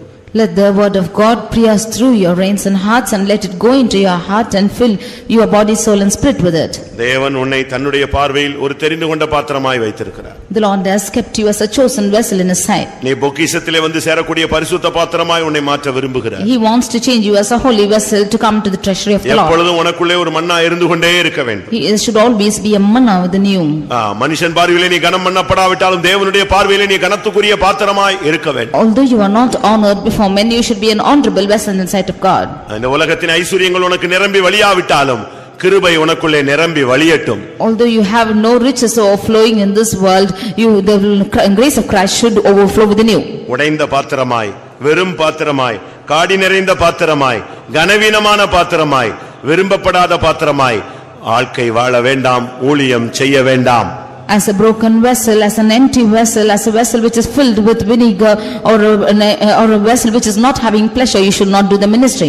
ஒரு கனவீனமான பாத்திரமாகவோ விரும்பப்படாத பாத்திரமாகவோ நீ இந்த உலகத்தில் ஊழியத்தில் வாழ்க்கையில் காணப்பட வேண்டாம். As a dishonorable vessel or a vessel which has no pleasure, you should not found in this world or in the ministry. உன்னை ஆசீர்வாதத்தின் பாத்திரமாய் மாற்ற விரும்புகிறார். The Lord wants to change you as a vessel. நிறைவான பாத்திரமாய் மாற்ற விரும்புகிறார். He wants to change you as a vessel which is full. உன் வாழ்விலே ஆரம்பத்திலே கொண்டிருந்த அந்த அனுபவத்தை காத்துக்கொள்ள தேவன் வாஞ்சிக்கிறார். The Lord wants to preserve the experience which you had in the beginning. கர்த்தாவே உம்முடைய கையில் என்னை தெரிந்து கொண்ட பாத்திரமாய், நீர் விரும்புகிற ஒரு பாத்திரமாய் என்னை காத்துக்கொள்ள எனக்கு அருள் செய்யும். Lord, help me to be a chosen vessel in your hands and the way that is pleasing in your sight. தேவனுடைய கரத்திலே அவருடைய கரத்தில் உள்ள பாத்திரமாய் ஒப்பு கொடுப்போமா? Let us give ourselves as a vessel in his hands. ஆண்டவரே, உம்முடைய கையிலே எஜமானுடைய உபயோகத்துக்கு உரிய ஒரு பாத்திரமாய் என்னை மாற்றும், என்னை சமர்ப்பிக்கிறேன் என்று சொல்லுங்கள். கிருபையினால் கர்த்தர் நிரப்பி நம்மை நடத்தட்டும். You say, Lord, I surrender myself into your hands to make me use of the master's use, and the Lord might fill you with his grace. Hallelujah, hallelujah, hallelujah, hallelujah. ஆமென். வெறும் பாத்திரமாய் வந்தால் நிரப்பும்படியாக ஒப்பு கொடுங்கள். ஹல்லேலூயா. உடைந்த பாத்திரமாய் இருந்தால் உருவாக ஒப்பு கொடுங்கள். மறுபடியும் கர்த்தர் நம்மை நேசிக்கிற பாத்திரமாய் மாறுவோம். ஆமென். ஒரு நிமிஷம் 2 நிமிஷம் டைம் முடிந்தா முழங்கால் போட்டு இந்த பிரசங்கத்துல உங்களுக்கு எது டச்சிங்கா இருந்துச்சோ, ஆவியானவர் அந்த வசனங்களை பேசும்போது எது உங்களுக்கு உங்களுடைய ஊழியத்துக்கு, உங்களுடைய ஜீவியத்துக்கு, உங்களுடைய குடும்பத்துக்கு, உங்களுடைய பாதைகளுக்கு பிரயோஜனமா இருந்துச்சோ, எதை நீங்க வாஞ்சிக்கிறீங்களோ அதை மட்டும் தேவனுடைய சமூகத்துல ஒரு நிமிஷம் ஜெபிச்சுட்டு நம்ம கூட்டத்தை முடிக்கலாம். ஹல்லேலூயா. அவங்கவங்க உங்களுடைய தனிப்பட்ட நிலவரத்துக்கு ஏற்றவனமாய் கர்த்தரை கேளுங்க. ஹல்லேலூயா, ஹல்லேலூயா, ஹல்லேலூயா. துதாபானியாடா. ஆமென். ஓ ரிபாக்கா துதானியா. ஏகடபல கத்திடா கடப கத்திடபா. ஹிடாமானியா ஹிதனிகடபல கத்திடா. உரா மஹாலியா சகதுபி அங்கடா திடா திடா திடா. ஹல்லேலூயா. ஹல்லேலூயா. Shida bahani arabala katura karabahani rahani arabana. Oh, ribakatura bankara bakaturania. Amen. உடைந்த உன்னை நிரப்புவார், உடைந்த உன்னை உருவாக்குவார், வெறுமையான உன்னை நிரப்புவார். விசுவாசிக்கிறாயா? ஆமென். ஹல்லேலூயா. ஆமென். ஆமென். உடைந்த உன்னை உருவாக்குவார், வெறுமையான உன்னை நிரப்புவார். சிடபலக தீடபலம் திடமனாத். ஓ ரபக திடபலக தீகரபலதிட. சுதிபிமானியா ரபல. ஆமென். கர்த்தருடைய வார்த்தைகளுக்காய் ஸ்தோத்திரம் பண்ணுவோம். நம்மை நாமே விளங்கிக் கொள்ள ஒரு வாய்ப்பு தந்தபடினால் ஸ்தோத்திரம் பண்ணுவோம். தேவன் எதிர்பார்க்கிற ஒரு நிறைவை பெற்றுக்கொள்ள உதவி செய்ய முடியாது. ஸ்தோத்திரம் பண்ணுவோம். இந்த கடைசியில எப்படி ஜெபித்தார்களோ அதை கர்த்தர் நிறைவாய் கட்டளையிட முடியாது. ஸ்தோத்திரம் பண்ணுவோம். தெரிந்து கொண்ட பாத்திரங்களை சேர்க்க இயேசு வரப்போறபடினால ஸ்தோத்திரம் பண்ணுவோம். பரிசுத்த பாத்திரங்களை பொக்கிஷத்திலே சேர்க்க அவர் வரப்போகிறபடினால ஸ்தோத்திரம் பண்ணுவோம். அந்த நாளுக்கு நம்ம எல்லாரையும் தகுதிப்படுத்த முடியாது. ஸ்தோத்திரம் பண்ணுவோம். பிதா குமாரன் பரிசுத்த ஆவியானவருக்காய் ஸ்தோத்திரம் பண்ணுவோம். எல்லா மகிமையும் அவருக்கே செலுத்தி ஸ்தோத்திரம் பண்ணுவோம்.